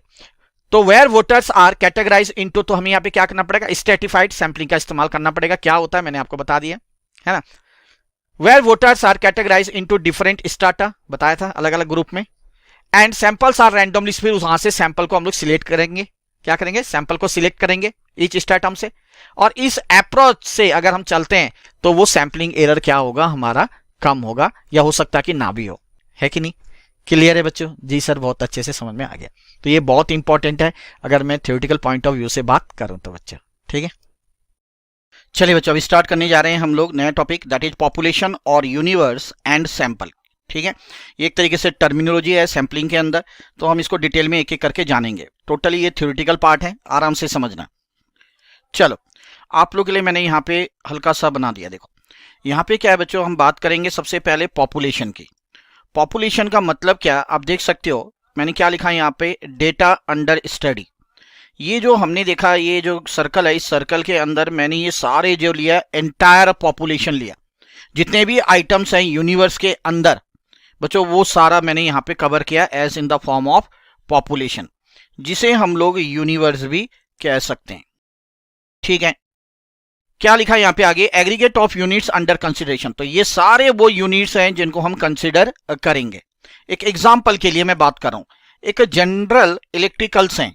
ठीक है, ये इलेक्ट्रिक लैंप्स बनाते हैं, इन्होंने पास्ट में कितने बनाए इलेक्ट्रिक लैंप्स, प्रेजेंट में कितने बना रहे हैं और फ्यूचर में कितने बनाएंगे, इन सब का जब टोटल करेंगे, एग्रीगेट करेंगे, दैट कंसिडर्स व्हाट, पॉपुलेशन और यूनिवर्स। ठीक है, जबकि अगर मैं सैंपल की बात करता हूं मेरे बच्चों, तो सैंपल में क्या होता है, हम ये एंटायर पॉपुलेशन की बात नहीं करते हैं, इनसे हम कुछ आइटम्स जो हैं वो सिलेक्ट कर लेते हैं, अर्थात हम कह सकते हैं पॉपुलेशन के कुछ पार्ट। तो यहां पे बोला part of population that represents the entire population, अर्थात मैंने यहां से कुछ आइटम्स यहां पे ले लिए। ठीक है, मान लो अगर जनरल इलेक्ट्रिक्स की बात करूं, तो जनरल इलेक्ट्रिक्स में क्या है, अनगिनत मान लो लाखों बल्ब्स बन रहे हैं, इसमें से सिर्फ मैंने 500 bulbs as in the form of sample के रूप में ले लिया। अब ये जो सैंपल है ये क्या करेगा, इस एंटायर पॉपुलेशन को क्या करेगा बच्चों, रिप्रेजेंट करेगा। ये चीज यहां पे लिखा है। ठीक है, ये मैंने आपको बता दिया। ठीक है, अब यहां पे बोला जो ये एक एक यूनिट जो मैंने लिया, जो मैंने 500 बल्ब यहां से सिलेक्ट किए, ठीक है, वो क्या है, ईच यूनिट, उसको हम क्या कहेंगे, सैंपल यूनिट कहेंगे। ठीक है, और ये जो मैंने टोटली जो 500 बल्ब यहां से सिलेक्ट किए, ठीक है, 500 इलेक्ट्रिक लैंप्स, उन्हें हम लोग कहते हैं सैंपल साइज कहते हैं मेरे बच्चे। ठीक है, तो ये डिफरेंस है पॉपुलेशन और सैंपल के अंदर। तो एक बार फटाफट बता दूं, पॉपुलेशन का मतलब एंटायर यूनिवर्स की बात कर रहे हैं, या उस सारे आइटम्स की बात कर रहे हैं जो कंसिडर किए जाएंगे। कंसिडर किए जाएंगे का मतलब all the items that has been taken to study. अब इस सारे आइटम में से अगर मैं कुछ आइटम्स को, ठीक है, सिलेक्ट कर रहा हूं स्टडी के लिए, जो पूरे एंटायर पॉपुलेशन को रिप्रेजेंट कर रहा है, तो वो कहलाएगा हमारा क्या, that will be a sample. ठीक है, जैसे मैंने एक एग्जांपल अभी आपको जनरल इलेक्ट्रिक लैंप्स के ऊपर दिया है। अब बच्चों पॉपुलेशन की जब बात करेंगे, तो पॉपुलेशन जो है ध्यान से समझना, ये बच्चों फाइनाइट हो सकते हैं और इनफाइनाइट।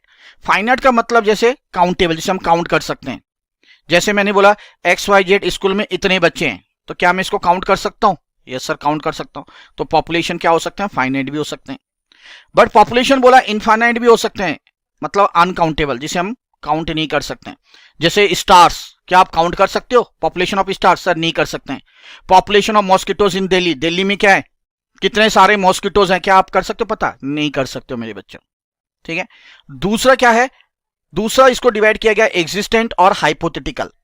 ठीक है, एग्जिस्टेंट और हाइपोथेटिकल मतलब क्या होता है, एग्जिस्टेंट का मतलब तो रियल। अगर मैं बोलूं जनरल इलेक्ट्रिक जो है वो 1 लाख बल्ब्स बना रहे हैं, तो ये क्या काउंटेबल है, ठीक है। दूसरी बात ये एग्जिस्टेंस है, मतलब रियल में है कि रियल में ये 1 लाख बल्ब बना रहे हैं।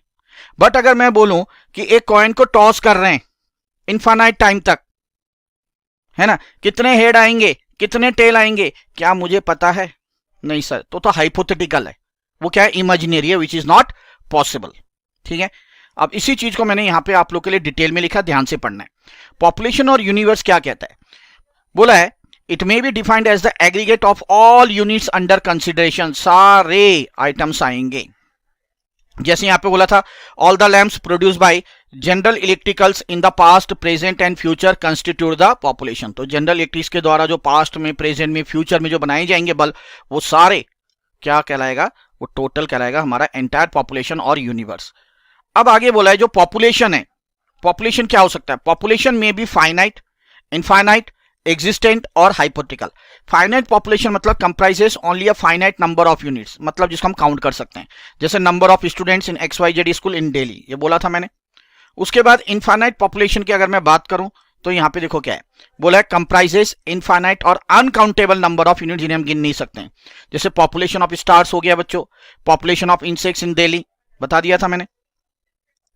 उसके बाद नेक्स्ट आते हैं एग्जिस्टेंट पॉपुलेशन, बोला कंप्राइजेस ऑफ रियल ऑब्जेक्ट जो एक्चुअली एग्जिस्ट कर रहा है, जैसे population of lamps produce by General electricals, जैसे मैंने कहा 1 लाख बल्ब बना रहे हैं, तो ये रियल में क्या एग्जिस्ट कर रहा है, यस, तो वो एग्जिस्टेंट पॉपुलेशन कहलाएगा।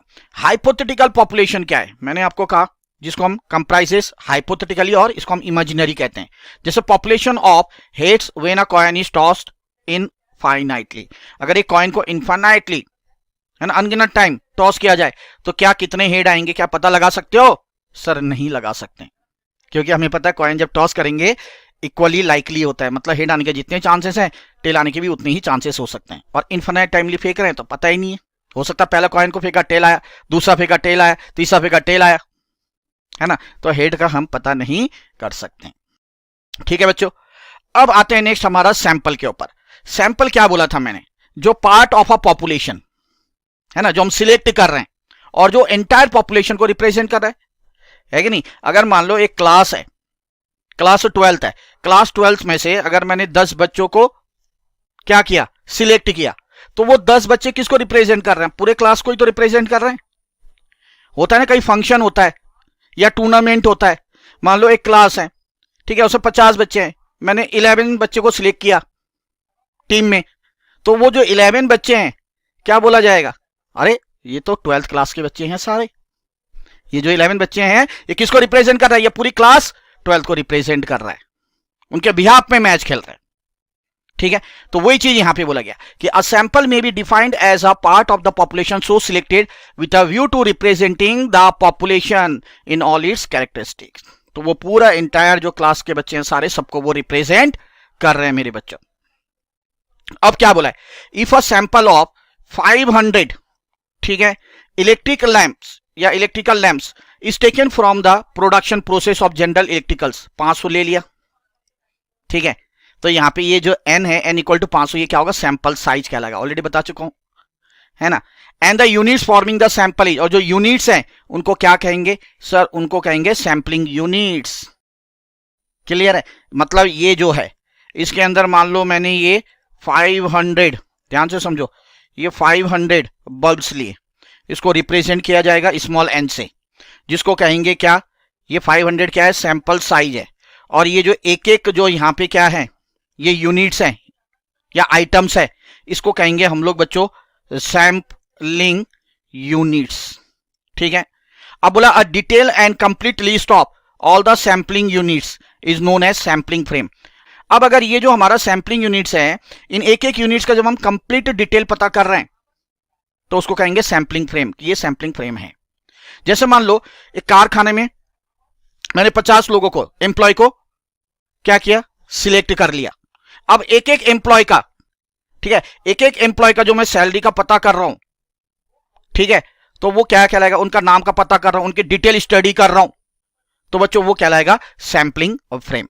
ठीक है, तो जो मैंने 50 लिए वो क्या हो गए सर, 50 हो गए सैंपल साइज, और एक एक यूनिट को क्या कहेंगे, सैंपलिंग यूनिट, और उनके बारे में जो डिटेल जानकारी कर रहा हूं एक एक के बारे में, वो कहलाएगा सैंपलिंग फ्रेम। ठीक है बच्चों, तो ये डिटेल में मैंने आपको बताया, एक एक चीज समझाया, इतना आपके मॉड्यूल के अंदर भी नहीं है, उससे मैंने कई ज्यादा आप लोगों को समझाया। उम्मीद करता हूं आपको एक एक चीज समझ में आई होगी। में हम देखने वाले हैं parameters used in sampling. Parameters का मतलब अगर मैं बात करूं बच्चों तो ये क्या होता है सर? पैरामीटर्स की बात करूं तो मैं सीधा सीधा लिख सकता हूं ऐसे टूल्स दैट हेल्प्स, जो मदद करता है, that helps to draw conclusion, जो एक कंक्लूजन ड्रॉ करने में हमारी मदद करता है अबाउट द पॉपुलेशन, है ना, पॉपुलेशन के बारे में। ठीक है, या अबाउट द सैंपल कुछ लिख सकते हैं आप, है ना, क्योंकि सैंपल के बारे में करेंगे तो वही क्या करेगा, पॉपुलेशन को रिप्रेजेंट करेगा, या सैंपल। चलिए तो अब एक डिटेल करके देखते हैं। तो पहले समझ लो, मैं समझा देता हूं, कुछ नहीं है, बड़ा सिंपल सा है, फिर उसके बाद आप लोगों ने एक एक करके देखना है। तो मैंने देखा था एक पॉपुलेशन और एक सैंपल क्या होता है, ऑलरेडी हम लोग पढ़ चुके हैं। तो पॉपुलेशन के अंदर हमने क्या देखा था, एग्रीगेट ऑफ यूनिट्स, हर एक यूनिट्स को हम लोग कंसीडर कर रहे थे, है कि नहीं है। सैंपल की जब बात कर रहा था मैं, तो पार्ट ऑफ पॉपुलेशन, मैंने क्या किया था, पॉपुलेशन से कुछ यूनिट्स मैंने ले लिए थे, जिसे मैं क्या कह रहा था, सैंपल कह रहा था, है कि नहीं। जब बच्चों ध्यान रखना, पॉपुलेशन मीन, ये सारे पैरामीटर से एक एक करके देखेंगे। पॉपुलेशन मीन की बात करते हैं तो उसको डिनोट किया जाता है म्यू से, है ना, इस तरीके से लिखते हैं, ध्यान रखना, ये म्यू एम। ठीक है, जब सैंपल मीन की बात करेंगे तो बच्चों उसके लिए हम क्या करेंगे, एक्स बार। ठीक है, ये चीज ध्यान रखना है आपने अच्छे से। पॉपुलेशन वेरिएंस की बात करेंगे तो बच्चों क्या होगा, सिग्मा का स्क्वायर। और जब सैंपल वेरिएंस की बात करेंगे तो एस का स्क्वायर होगा। ध्यान रखना, यहां पे क्या है, सिग्मा है उसका स्क्वायर, और यहां पे क्या है, एस का स्क्वायर है। ठीक है, अगर बच्चों पॉपुलेशन स्टैंडर्ड डेविएशन करेंगे तो आप लोग को पता है सिर्फ सिग्मा जो होता है वो आपका स्टैंडर्ड डेविएशन कहलाता है, कर रखा है आपने ऑलरेडी पहले भी, और स्क्वायर कर देते हैं तो वो वेरिएंस हो जाता है। उसी तरीके से सैंपल वेरिएंस का क्या होगा आपका, हमने देखा था सैंपल वेरिएंस में क्या होता है, एस का स्क्वायर, तो सैंपल स्टैंडर्ड डेविएशन क्या होगा, सिर्फ एस होगा, स्क्वायर जो है वो हट जाएगा। पॉपुलेशन प्रोपोर्शन का बच्चों फॉर्मूला होता है पी, यहाँ पे ये स्मॉल पी आपने लिखना है, और सैंपल प्रोपोर्शन के केस में आपने कैपिटल पी से डिनोट करना है। तो बच्चों ये सारे थे हमारे क्या, पैरामीटर्स, ये आप लोग को याद रखने पड़ेंगे। क्लियर है बच्चों? जी सर। चलिए बच्चों, तो सैम्पलिंग चैप्टर का सबसे इंपॉर्टेंट टॉपिक है आपका sampling distribution and standard error of statistics. तो ये हम डिटेल में एक एक चीज देखेंगे बच्चों। सबसे पहले मैं आपको बताऊंगा सैम्पलिंग डिस्ट्रीब्यूशन के बारे में, और उसके बाद हम नेक्स्ट वीडियो में देखने वाले हैं स्टैंडर्ड एरर। तो चलिए स्टार्ट करते हैं। चलिए बच्चों, तो सबसे पहले कुछ हमें बेसिक चीजें जाननी है। हम लोग ऑलरेडी पढ़ चुके थे कि पॉपुलेशन क्या होता है। ठीक है, सपोज मान लो ये मैं पॉपुलेशन लिख रहा हूं यहाँ पे, और यहाँ पे मैं ले रहा हूं सैंपल। आराम से एक एक चीज समझिए, बड़ा इजी लगेगा। चलिए, अब पॉपुलेशन का मतलब मैंने क्या पढ़ाया था, मैंने पढ़ाया था बच्चों पॉपुलेशन का मतलब कि जब एक ग्रुप को हम स्टडी करते हैं, है ना, अर्थात जो ग्रुप के अंदर जितने भी यूनिट्स होते हैं या जितने भी एलिमेंट्स होते हैं, जब सबको स्टडी किया जाता है तो वो हमारा एज अ होल क्या कहलाता है, पॉपुलेशन कहलाता है कि नहीं। और बच्चों जब इस पॉपुलेशन से मैं रैंडमली सिलेक्ट करता हूं कुछ यूनिट्स को या कुछ एलिमेंट्स को, तो वो क्या कहलाता है, आपका सैंपल कहलाता है ना। क्या, सिलेक्ट रैंडमली। रैंडमली का मतलब मैं बता चुका हूं कि जितने भी एलिमेंट्स हैं पॉपुलेशन के अंदर, हर एलिमेंट्स का जो चांस है ना, सिलेक्ट होने का, वो इक्वली है। क्लियर है? अब एक चीज बताओ, ये जो सैंपल मैं लेता हूं तो इसका मतलब क्या है ना, ये क्या डिनोट करता है सर, ये सैंपल रिप्रेजेंट करता है किसको, पॉपुलेशन को। ठीक है सर, ये जो सैंपल है ये पॉपुलेशन के बारे में डिसीजन लेने में मदद करता है, क्योंकि पॉपुलेशन में जो एलिमेंट्स होते हैं बच्चों वो अनगिनत हो सकते हैं, है ना, फाइनाइट भी हो सकते हैं, इनफाइनाइट भी हो सकते हैं, तो बहुत सारा है ना। तो हर एक को स्टडी करना वो पॉसिबल नहीं होता है, इसलिए हम लोग क्या करते हैं, सैंपल को स्टडी करते हैं, और सैंपल को अच्छे से स्टडी करने के बाद हम एक कंक्लूजन में पहुंचते हैं, डिसीजन लेते हैं किसके बारे में, पॉपुलेशन के बारे में, है ना, जिसके अंदर ये सारे एलिमेंट्स आते हैं। ठीक है, अब ये कैसे किया जाता है इसको आपने ध्यान से समझना है। अब बच्चों उसके लिए मैं आप लोग को यहाँ पे एक चीज बता रहा हूं, मैं सैंपल के स्टैटिस्टिक्स की बात कर रहा हूं। ठीक है, स्टैटिस्टिक्स किसके, सैंपल का। अब सैंपल के जो स्टैटिस्टिक्स की बात करूं तो बच्चों क्या क्या होता है आपको पता है, जैसे कि हमारा मीन हो गया, एन हो गया हमारा सैंपल साइज, एस हो गया हमारा क्या, स्टैंडर्ड डेविएशन। और ये क्या करता है, जो सैंपल का मैंने जो स्टैटिस्टिक्स के बारे में बताया, ये हमारे जो पॉपुलेशन के जो पैरामीटर्स हैं, है ना, क्या क्या पैरामीटर्स हैं, यहाँ पे म्यू लिखते हैं हम लोग, है ना, मीन ऑफ पॉपुलेशन। ठीक है, उसके बाद कैपिटल एन होता है पॉपुलेशन साइज, और सिग्मा होता है आपका स्टैंडर्ड डेविएशन। तो ये जो स्टैटिस्टिक्स है सैंपल की, ये पॉपुलेशन की पैरामीटर्स को क्या एस्टिमेट करने में हमारी मदद करता है कि नहीं? ये एस्टिमेट करने में मदद करता है। अब क्योंकि जब हम पॉपुलेशन की बात करते हैं, ध्यान से समझने इस चीज को जो समझा रहा हूं, पॉपुलेशन में मैंने कहा कि बहुत सारे एलिमेंट्स होते हैं, बहुत सारे यूनिट्स होते हैं, ठीक है। अब बोला गया कि उसका आप म्यू निकालो, मतलब मीन निकालो, तो वो पॉसिबल नहीं है, बहुत सारे ऑब्जर्वेशन होते हैं। तो हम लोग क्या करते हैं, कुछ, ठीक है, कुछ एलिमेंट सिलेक्ट कर लेते हैं। जैसे मान लो कि पॉपुलेशन में मान लो बहुत सारे ही हैं, 2 है, 3 है, 5 है, ये सारे ऑब्जर्वेशन दे रखे, मान लो सारे एलिमेंट है, 7 है, 8 है, 9 है, और भी बहुत सारे हैं, ठीक है। अब इनका मैं अगर मीन निकालूं बच्चों, तो वो पॉसिबल नहीं है क्योंकि बहुत सारे ऑब्जर्वेशंस है। तो हम लोग क्या करते हैं, यहां से रैंडमली सिलेक्ट कर लेते हैं कुछ एलिमेंट्स को। जैसे मान लो 2 कर दिया, 3 कर दिया, 5 कर दिया, 6 कर दिया मान लो। और मैं क्या करूंगा, ये जो सैंपल आया जो हमने रैंडमली सिलेक्ट किया, इसका बच्चों मैं क्या निकाल रहा हूं, इसका मीन निकाल रहा हूं, है ना, सैंपल मीन एक्स बार।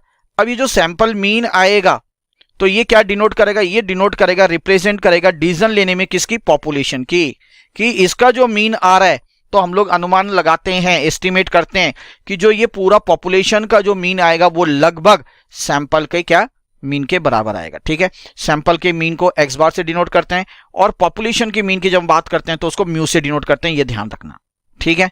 तो उम्मीद करता हूं ये समझ में आपको अच्छे से आ गया होगा। अब बच्चों नेक्स्ट चीज आपने अच्छे से समझनी है। अब मान लो यहां पे ये पॉपुलेशन है, ठीक है, मैंने यहां पे क्या बोल दिया बच्चों, ये दिस इज पॉपुलेशन। और इस पॉपुलेशन में अगर मैं यहां पे बात करता हूं कि फाइनाइट यूनिट्स हैं या फाइनाइट एलिमेंट्स हैं, मान लो जो साइज है वो क्या है, इसका फाइनाइट है।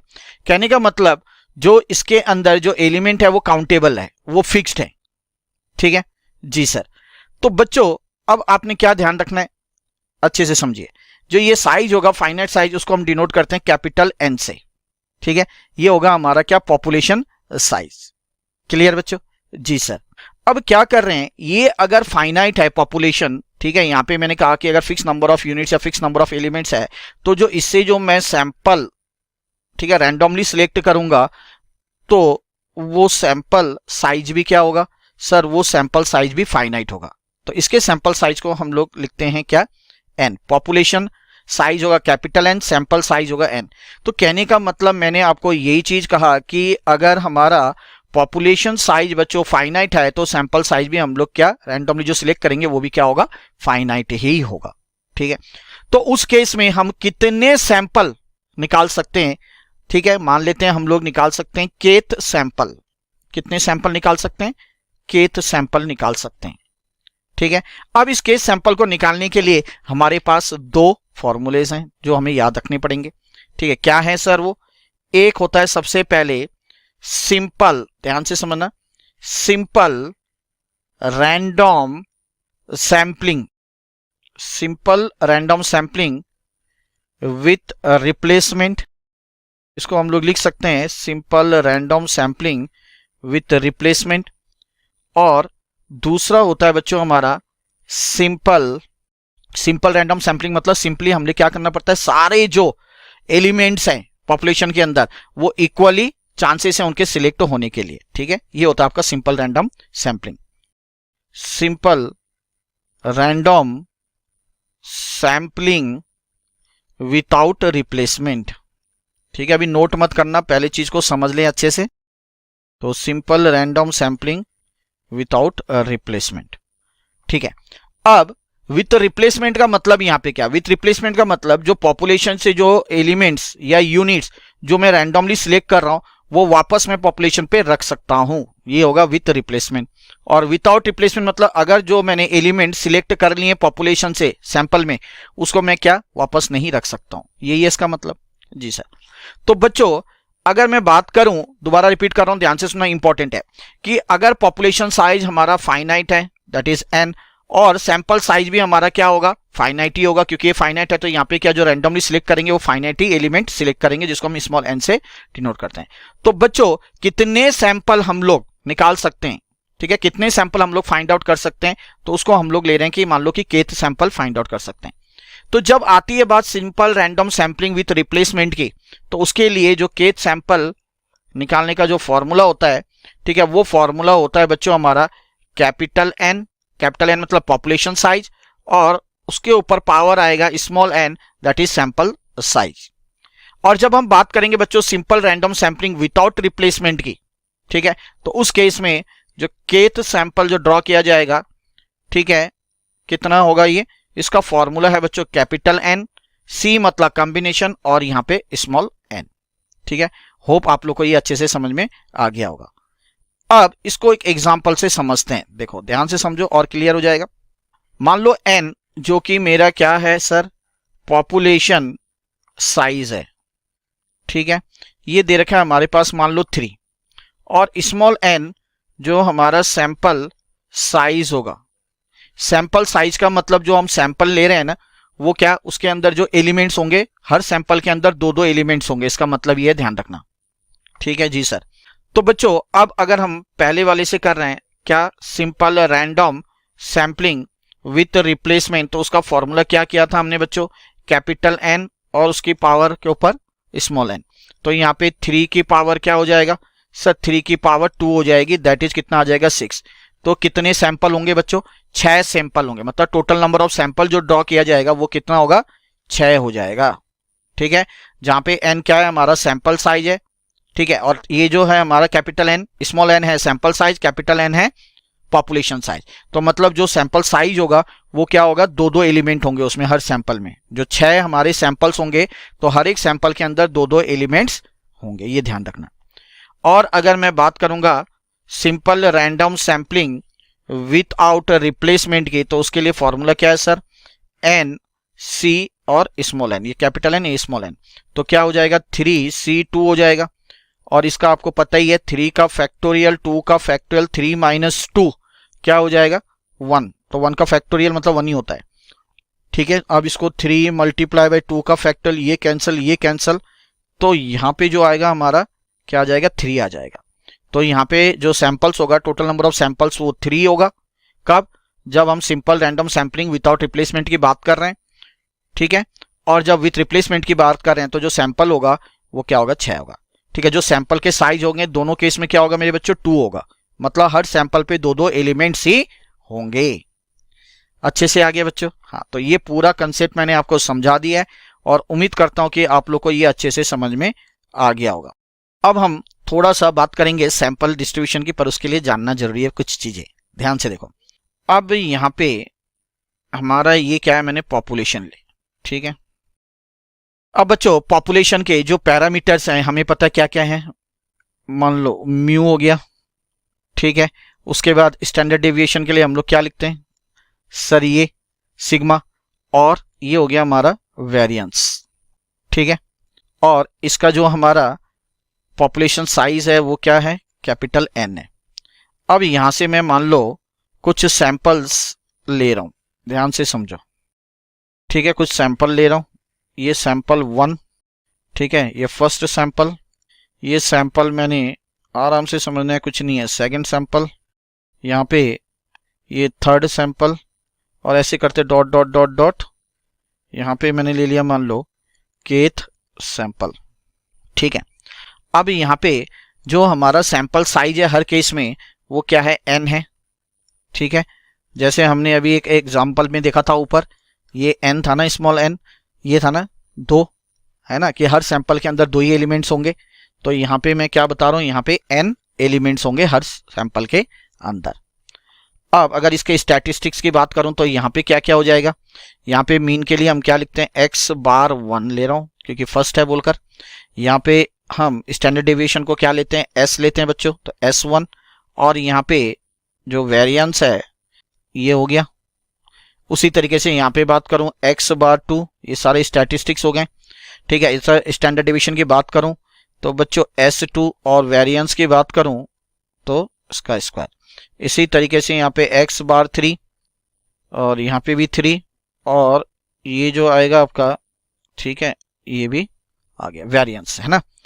अब kth की बात कर रहे हैं तो यहाँ पे x बार k हो जाएगा, स्टैंडर्ड डेविएशन क्या हो जाएगा, k हो जाएगा, और आपका जो वेरिएंस होगा वो यहाँ पे k आ जाएगा, ठीक है, तो ये आप लोग को अच्छे से समझ में आ गया। तो यहाँ पे हमने देखा कि जो हमारा यहाँ पे पॉपुलेशन है वो फाइनाइट है, मान लो ये क्या है हमारा फाइनाइट है, और हमने ये पैरामीटर ले लिए पॉपुलेशन के, तो इससे मैं क्या ले रहा हूँ, ये सारे सैंपल ले रहा हूँ।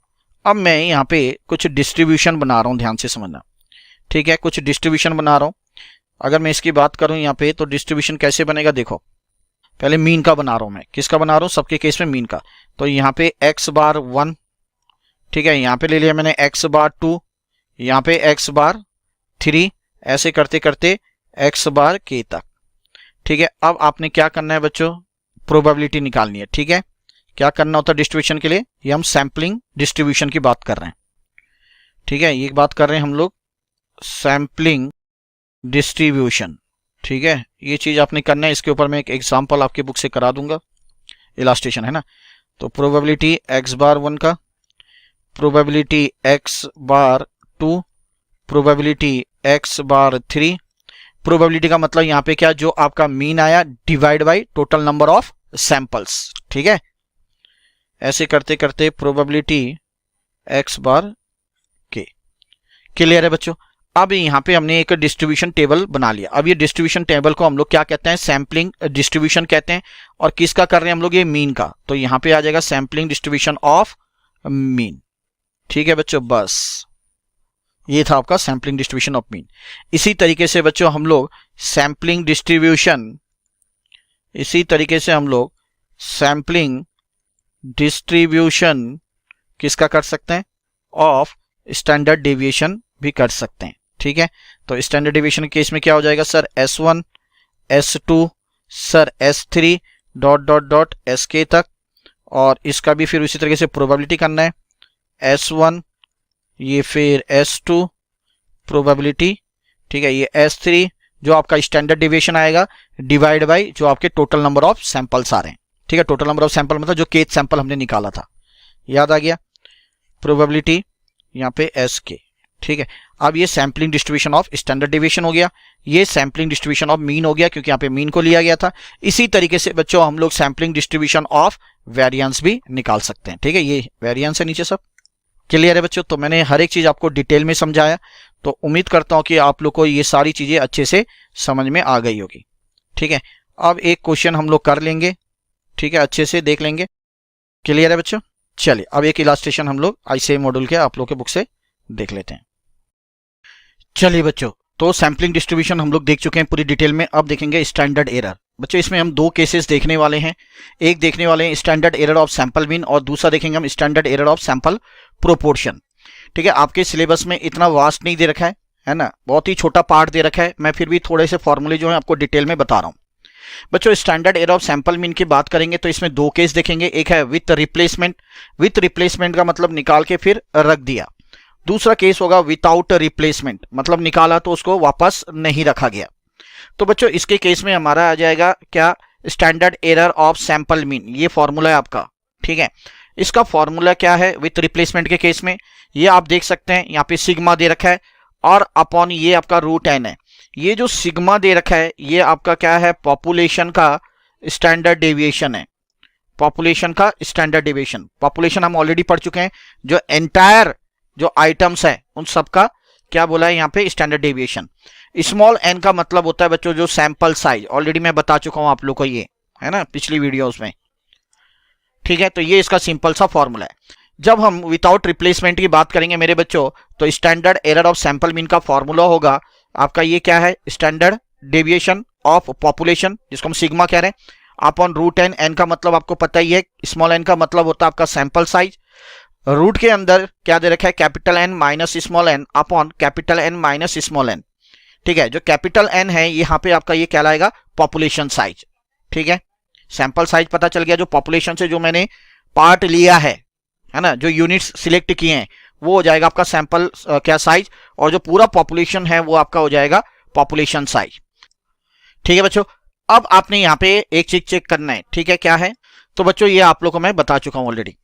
अब बच्चों यहाँ पे एक चीज आपने नोट करना है, क्या सर, ध्यान से देखिए, बोला है note there is inverse relationship between sample size and standard error of sample mean. बोला है क्या है, इनवर्स रिलेशनशिप है किसके बीच में, सैंपल साइज के बीच में and standard error of sample mean. ठीक है, अब यहां पे देखो इनवर्स रिलेशनशिप कैसे बता रहा हूं मैं आपको समझा देता हूं कि मान लो मैं ये वाला पार्ट ले रहा हूं, ठीक है, यहाँ पे ये क्या है, स्टैंडर्ड डेविएशन ऑफ पॉपुलेशन है ना, और ये हो गया हमारा सैंपल साइज। अब मान लो बच्चों एन की वैल्यू अगर मैं बढ़ा देता हूं, ठीक है, तो जो हमारा standard error of sample mean आएगा वो क्या आ जाएगा, वो कम आ जाएगा। ठीक है, देखो कैसे हो जाएगा ऑटोमेटिकली, आप समझो ये है। ठीक है, ये आपका मान लो ये जो सेंटर पॉइंट मैं बना रहा हूं यहाँ पे आपका क्या है, ये आपका मीन है। ठीक है, अब मान लो कि ये कब था, जब एन हमारा मान लो कि हमने जो सैंपल साइज है 20 लिया था। अब सैंपल साइज को अगर मैं बढ़ा देता हूं, एन को मैं बढ़ा देता हूं, मतलब उसको 25 लेता हूं एन को, तो बच्चों ये जो कर्व दिख रहा है ये आपका कुछ इस तरीके से हो जाएगा, ये ऐसे आ जाएगा, इतना डिफरेंस आ जाएगा। ठीक है, तो कम आ रहा है, तो एन को बढ़ा रहा हूं, तो ऑटोमेटिकली जब पूरा सॉल्व करेंगे तो जो हमारा standard error of sample mean होगा वो क्या आ जाएगा, कम आ जाएगा। तो उसी को यहां पे कहा गया क्या, इनवर्स रिलेशनशिप है किसके बीच में, स्टैंडर्ड एरर और किसकी, standard error of sample mean और किसके बीच में, आपका सैंपल साइज के बीच में। ठीक है मेरे बच्चों, जी सर। अगला चीज यहाँ पे एक चीज बताइए बच्चों, root over capital N minus small n upon capital N. Capital N का मतलब पॉपुलेशन साइज और स्मॉल एन का मतलब सैंपल साइज जो हम सैंपल सिलेक्ट कर रहे हैं। ठीक है, -1 है नीचे, इज इक्वल टू, तो इस पूरे को हम लोग क्या कहते हैं, इस पूरे को हम लोग कहते हैं FPC, मतलब फाइनाइट पॉपुलेशन करेक्शन कहते हैं, या इसे हम कह सकते हैं फाइनाइट पॉपुलेशन मल्टीपल। ठीक है, ये आपका एमसीक्यू में पूछा जा सकता है। अच्छा, आपका यहाँ पे आप देख सकते हैं स्टैंडर्ड डेविएशन ऑफ जो पॉपुलेशन है अगर गिवन नहीं है तो यूज फॉर्मूला, तो उसके लिए हमें क्या फॉर्मूला यूज करना है ये आपने ध्यान रखना है। उसके लिए फॉर्मूला यूज करना है standard deviation of population is equal to small s. ये स्मॉल एस क्या है, ये है बच्चों standard deviation of sample size. ठीक है, ये ध्यान रखना, ये जो रूट स्मॉल एन है इसका मतलब आपको पता ही चल गया क्या, सैंपल साइज और अपॉन में स्मॉल एन -1। ठीक है, सैंपल साइज -1 ये रूट के अंदर होगा। ठीक है, तो ये था आपका पूरा डिटेल में, होप आप लोग को एक एक चीज समझ में आ गया। इसके ऊपर क्वेश्चंस देखो कम ही पूछा जाएगा, बट हाँ जो कंसेप्ट था, जो फॉर्मूला था कि फॉर्मूला किस तरीके से आप याद रख सकते हैं, एक एक चीज मैंने आप लोगों को यहाँ पे डिटेल में बताई है। अब बच्चों एक क्वेश्चन इसके रिगार्डिंग हम लोग देख लेते हैं। अब यहाँ पे देखो क्या बोला है, example a random of sample size, sample size यहाँ पे 5 दे रखा है। ठीक है, तो सैंपल साइज मतलब स्मॉल एन, ये आप सबको पता है, is taken from population containing 100 units. ठीक है, देखो ध्यान से, फ्रॉम पॉपुलेशन कंटेनिंग 100 यूनिट्स, तो यहाँ पे कैपिटल एन जो पॉपुलेशन साइज है वो 100 दे रखा है। If the sample observation, sample का जो ऑब्जर्वेशन है मान लो x ले लेते हैं, वो गिवन है हमें 2, फिर है 1, फिर है 3, फिर 4 और फिर 5 दे रखा है। हमें बोला है find an estimate of standard error of sample mean without replacement बोला है। क्या बोला है, विदाउट रिप्लेसमेंट। तो हमें पता है फॉर्मूला, यहां पे लिख देता हूं, तो यहां पे स्टैंडर्ड एरर, ठीक है, ऑफ सैंपल मीन, तो हमने क्या किया था मेरे बच्चों, standard deviation of population upon क्या किया था, एक एक चीज देखो, नीचे था हमारा root small n, small n का मतलब सैंपल साइज, तो इसे मल्टीप्लाई कर दिया था square root capital N minus small n, और अपॉन में क्या था, अपॉन में था जो आपका पॉपुलेशन का साइज है उससे -1 कर दिया था। ये था फॉर्मूला, है ना। अब यहाँ पे अगर आप एक चीज देखो तो आपका स्टैंडर्ड डेविएशन ऑफ जो पॉपुलेशन है वो गिवन नहीं है ना, ये आपका गिवन नहीं है। तो मैंने क्या कहा था, अगर ये गिवन नहीं है तो इसको निकालने के लिए आपको क्या करना पड़ेगा, तो सर इसको निकालने के लिए हमें करना पड़ेगा, देखो क्या, तो यहाँ पे स्टैंडर्ड डेविएशन ऑफ सैंपल इसका मल्टीप्लाई हो जाएगा रूट एन और अपॉन में आ जाएगा ब्रैकेट के अंदर रूट एन -1। यही था बच्चों, ध्यान से देखो, क्लियर। चलो जी, तो अभी हमें क्या चाहिए सर, हमें चाहिए स्मॉल एस। स्मॉल एस का मतलब मैंने क्या कहा था, स्टैंडर्ड डेविएशन ऑफ सैंपल। तो ये हमारे पास ये सैंपल गिवन है, दिख रहा है एक्स था ना सैंपल। अब हमें स्टैंडर्ड डेविएशन निकालना पड़ेगा। तो अगर मैं एस निकालूं स्टैंडर्ड डेविएशन, तो इसका फॉर्मूला क्या होता है, ठीक है, स्टैंडर्ड डेविएशन ऑफ सैंपल के लिए आपने कर ही रखा है, याद कीजिए, सब्मेशन एक्स माइनस एक्स बार का होल स्क्वायर, ये करते हैं बच्चों, और अपॉन में क्या कर देते हैं सर, अपॉन में डिवाइड बाई क्या आ जाएगा, एन आ जाएगा, और इस पूरे का क्या आ जाएगा आपका स्क्वायर रूट आ जाएगा। ये करते थे बच्चों, याद आ रहा है, यस सर, ठीक है। और यहाँ पे स्मॉल एन क्या है, ध्यान रखना है सैंपल साइज, क्योंकि सैंपल का कर रहे हैं हम लोग इसलिए स्मॉल एन डालना।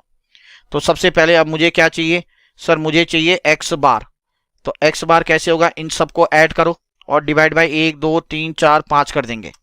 तो अगर मैं करूं 2 प्लस 1 प्लस 3 प्लस 4 प्लस 5 और डिवाइड बाय 5 कर दूं बच्चों, तो ये 3 आ रहा है। अब हमें क्या करना है, x माइनस एक्स बार, ठीक है। चलो तो x बार मेरा आया 3, तो 2 माइनस 3 हो जाएगा -1, 1 माइनस 3 -2, 3 माइनस 3 0, यहाँ पे 1 यहाँ पे 2। अब बच्चों हमें करना है x माइनस एक्स बार का क्या, होल स्क्वायर। तो ये तो 1 आ जाएगा, -2 का स्क्वायर करेंगे 4, ये 0, ये 1 और ये 4। अब इसका टोटल चाहिए मुझे, तो 4 1 5, 5 और 9 1 10। तो अब हम निकाल सकते हैं स्टैंडर्ड डेविएशन ऑफ सैंपल, तो ये हो जाएगा 10 और n हमारे पास क्या था, सैंपल साइज, जो कि हमारा 5 था। तो s इक्वल टू कर दो 10 डिवाइड बाई, अगर 5 करता हूं इज इक्वल टू और स्क्वायर रूट, तो बच्चों 1.41 ये हमारा आ गया। अब हम क्या कर सकते हैं, पॉपुलेशन का स्टैंडर्ड डेविएशन निकालो। तो sir 1.41 multiply by root n, small n है, स्मॉल n क्या है, 5 है, और यहाँ पे क्या आ जाएगा, तो 5 माइनस 1 यहाँ पे 4 आ जाएगा। यही होगा मेरे बच्चों। चलो इसको फर्दर कर देते हैं, क्या आएगा देखो, तो यहाँ पे तो आ गया 1.41 मल्टीप्लाई बाई रूट 5, देखो 5 का स्क्वायर रूट करते हैं तो मेरे बच्चों ये आ रहा है 2.24 अप्रॉक्स ले रहा हूँ, ठीक है, अपॉन में, और यहाँ पे रूट 4 है, रूट 4 का क्या हो जाएगा, 2 हो जाएगा। तो ऊपर देखो सॉल्व करो, 1.41 मल्टीप्लाई बाई 2.24 और डिवाइड बाई, अगर 2 करता हूँ बच्चों तो ये आ जाएगा मेरे पास 1.58 अप्रॉक्स, ठीक है। अब कुछ नहीं करना है, अब क्या करना है, हमें standard error of sample mean निकालना पड़ेगा ये, ठीक है। तो चलो निकालो, ये चीज हमारी आ गई कितनी सर, 1.58। ये कंसेप्ट के लिए बच्चों इतना करा रहा हूं, ठीक है। और ये क्या था, ये था आपका कितना, स्मॉल n था 5, ये 5, और यहाँ पे अगर हम इसकी बात करें तो ये कितना आ जाएगा, देखो ये तो आ जाएगा आपका था 100 माइनस 5, ये 95 आ जाएगा, और यहाँ पे कैपिटल N 100 माइनस 1 ये 99 आ जाएगा, ठीक है। चलो जी अब यहाँ पे करते हैं, तो सर ये 1.58 रूट 5 का मतलब था हमारा 2.24 इंटू, सर ये कर देते हैं अगर हम 95 और इसको डिवाइड बाई 99 कर देते हैं इज इक्वल टू, और इसका स्क्वायर रूट कर दो, तो सर ये हो जाएगा 0.98 अप्रॉक्स, ठीक है। तो अब मल्टीप्लाई कर दो ऊपर, 1.58 मल्टीप्लाई बाई 0.98 और divide by 2.24 is equal to, तो बच्चों ये आ जाएगा आपका 0.69, आंसर ये आपका आ गया। This is nothing but what, standard error of sample mean, ठीक है। तो मैंने आप लोग को पहले ही कहा कि आपके जो मॉड्यूल है उसमें इतना ज़्यादा डिटेल में ये दे नहीं रखा है, ध्यान रखना, तो इतना पैनिक होने की ज़रूरत नहीं है। बस आपको क्या करना पड़ेगा, ज़्यादा से ज़्यादा ये फॉर्मूले जो हैं आपको याद रखने पड़ेंगे बच्चों, विदाउट रिप्लेसमेंट और विथ रिप्लेसमेंट के। हेलो दोस्तों, आई होप जिस एक्सपेक्टेशन के साथ आप लोगों ने हमारा वीडियो कंटेंट देखना शुरू किया था वो एक्सपेक्टेशन आपकी फुलफिल हो रही है। जिस भी कंटेंट में या वीडियो में आपको मास्टरी चाहिए थी वो आपका इन वीडियो के माध्यम से फुलफिल हो रहा होगा। बच्चों एक छोटी सी बात कहूँगा, आपने देखा होगा कि हमारी जो फ्री वीडियो कंटेंट है उसमें अगर इतना दम है तो जो हमारा पेड कंटेंट होगा वो कितना, उसके अंदर कितने वैल्यूएबल कंटेंट, आपको कितना दम होगा बच्चों।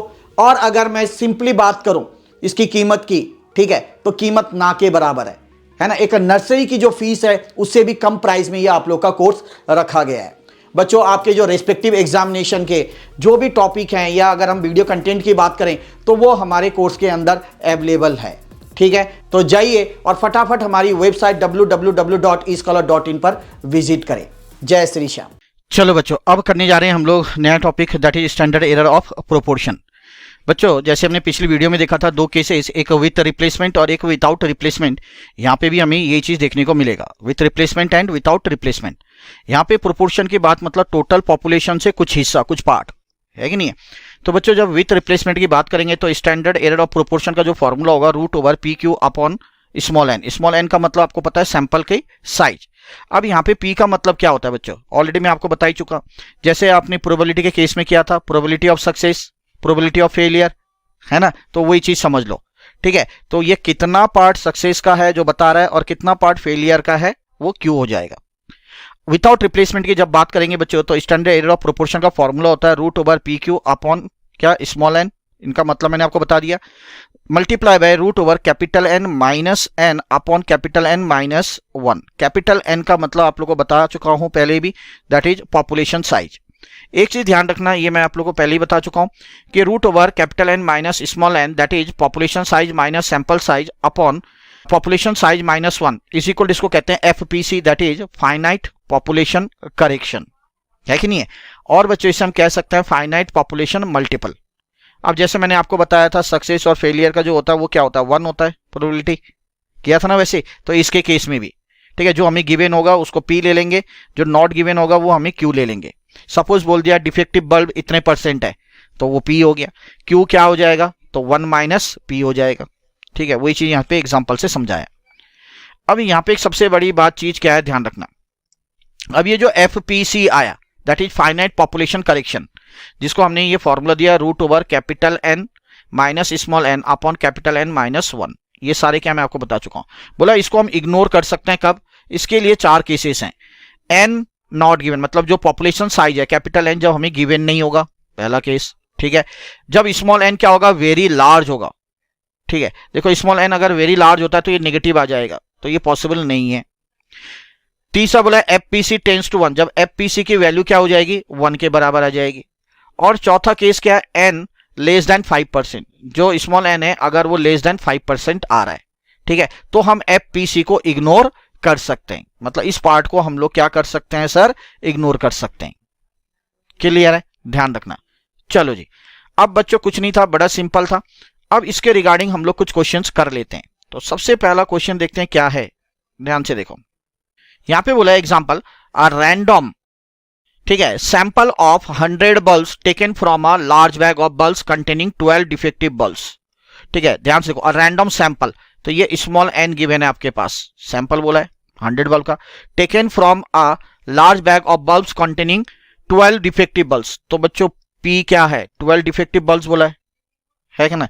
तो 12 डिफेक्टिव बल्ब्स कितने में से, 100 में से, तो सर ये 12 अपन क्या हो जाएगा 100 हो जाएगा, दैट मीन्स 0.12 हो जाएगा। तो Q क्या हो जाएगा सर, 1 माइनस 0.12 हो जाएगा बच्चों, ठीक है। तो इसको कर लो, 1 माइनस 0.12, तो बच्चों ये आ जाएगा 0.88, ठीक है। तो ये आपका आ जाएगा 0.8 और 8।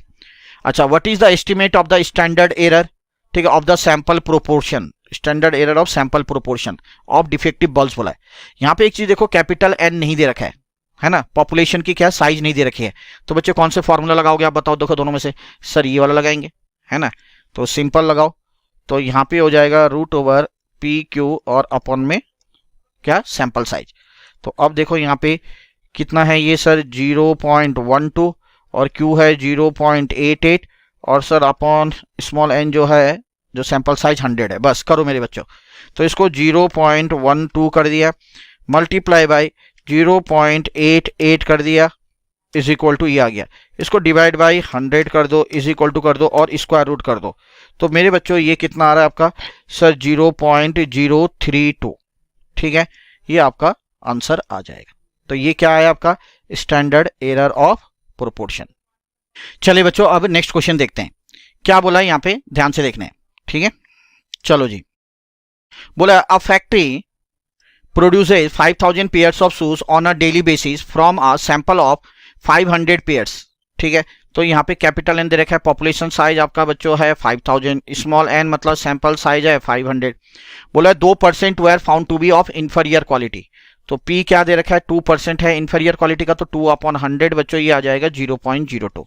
तो Q क्या आ जाएगा आप लोगों को पता है 1 माइनस 0.02। तो बच्चों ये अगर 1 माइनस 0.02 करता हूं तो ये 0.98 आ रहा है, ठीक है, ये आपने कर रखा है ऑलरेडी। अब यहाँ पे देखो कैपिटल एन दे रखा है और हमें निकालने क्या बोला स्टैंडर्ड एरर ऑफ प्रोपोर्शन। तो बच्चों इस केस में क्या होगा, root over P Q upon N, तो ऐसे रहेगा, इसके साथ मल्टीप्लाई कर देंगे root over capital N minus small N capital N minus 1, यही होगा। चलो जी, अब देखो P इंटू क्यू करो, तो ये तो आ जाएगा 0.02 मल्टीप्लाई बाई 0.98 अपॉन क्या है बच्चों स्मॉल एन कितना है 500 है। इसके साथ अब ये करोगे तो यहाँ पे 5000 माइनस 500 और अपॉन 5000 माइनस, ठीक है, क्या है 5000 माइनस 1 है। चलिए बच्चों अब इसे अगर सॉल्व करें तो देखो क्या आ रहा है। तो यहाँ पे अगर मैं करता हूँ 0.02, ठीक है, मल्टीप्लाई कर दे रहा हूँ 0.98 से और डिवाइड बाई कर देता हूँ जो सैंपल साइज है 500 इज इक्वल टू और इसका स्क्वायर रूट, तो मेरे बच्चों ये आ रहा है 0.0062 मल्टीप्लाई, यहाँ पे ऊपर आ जाएगा आपका 4500 डिवाइड बाई 4500 और डिवाइड बाई 4 1 2 4999, तो मेरे बच्चों ये आ जाएगा 0.90 आ रहा है ना। चलो अब इसको सॉल्व कर देंगे। 0.90 मल्टीप्लाई बाई 0.0062 कर देते हैं, तो मेरे बच्चों ये आ जाएगा 0.00558, दैट मीन्स 0.0056 के बराबर आ जाएगा। ठीक है, तो कुछ नहीं था, बड़ा सिंपल था और उम्मीद करता हूँ आप लोगों को समझ में आ गया होगा। ठीक है बच्चों।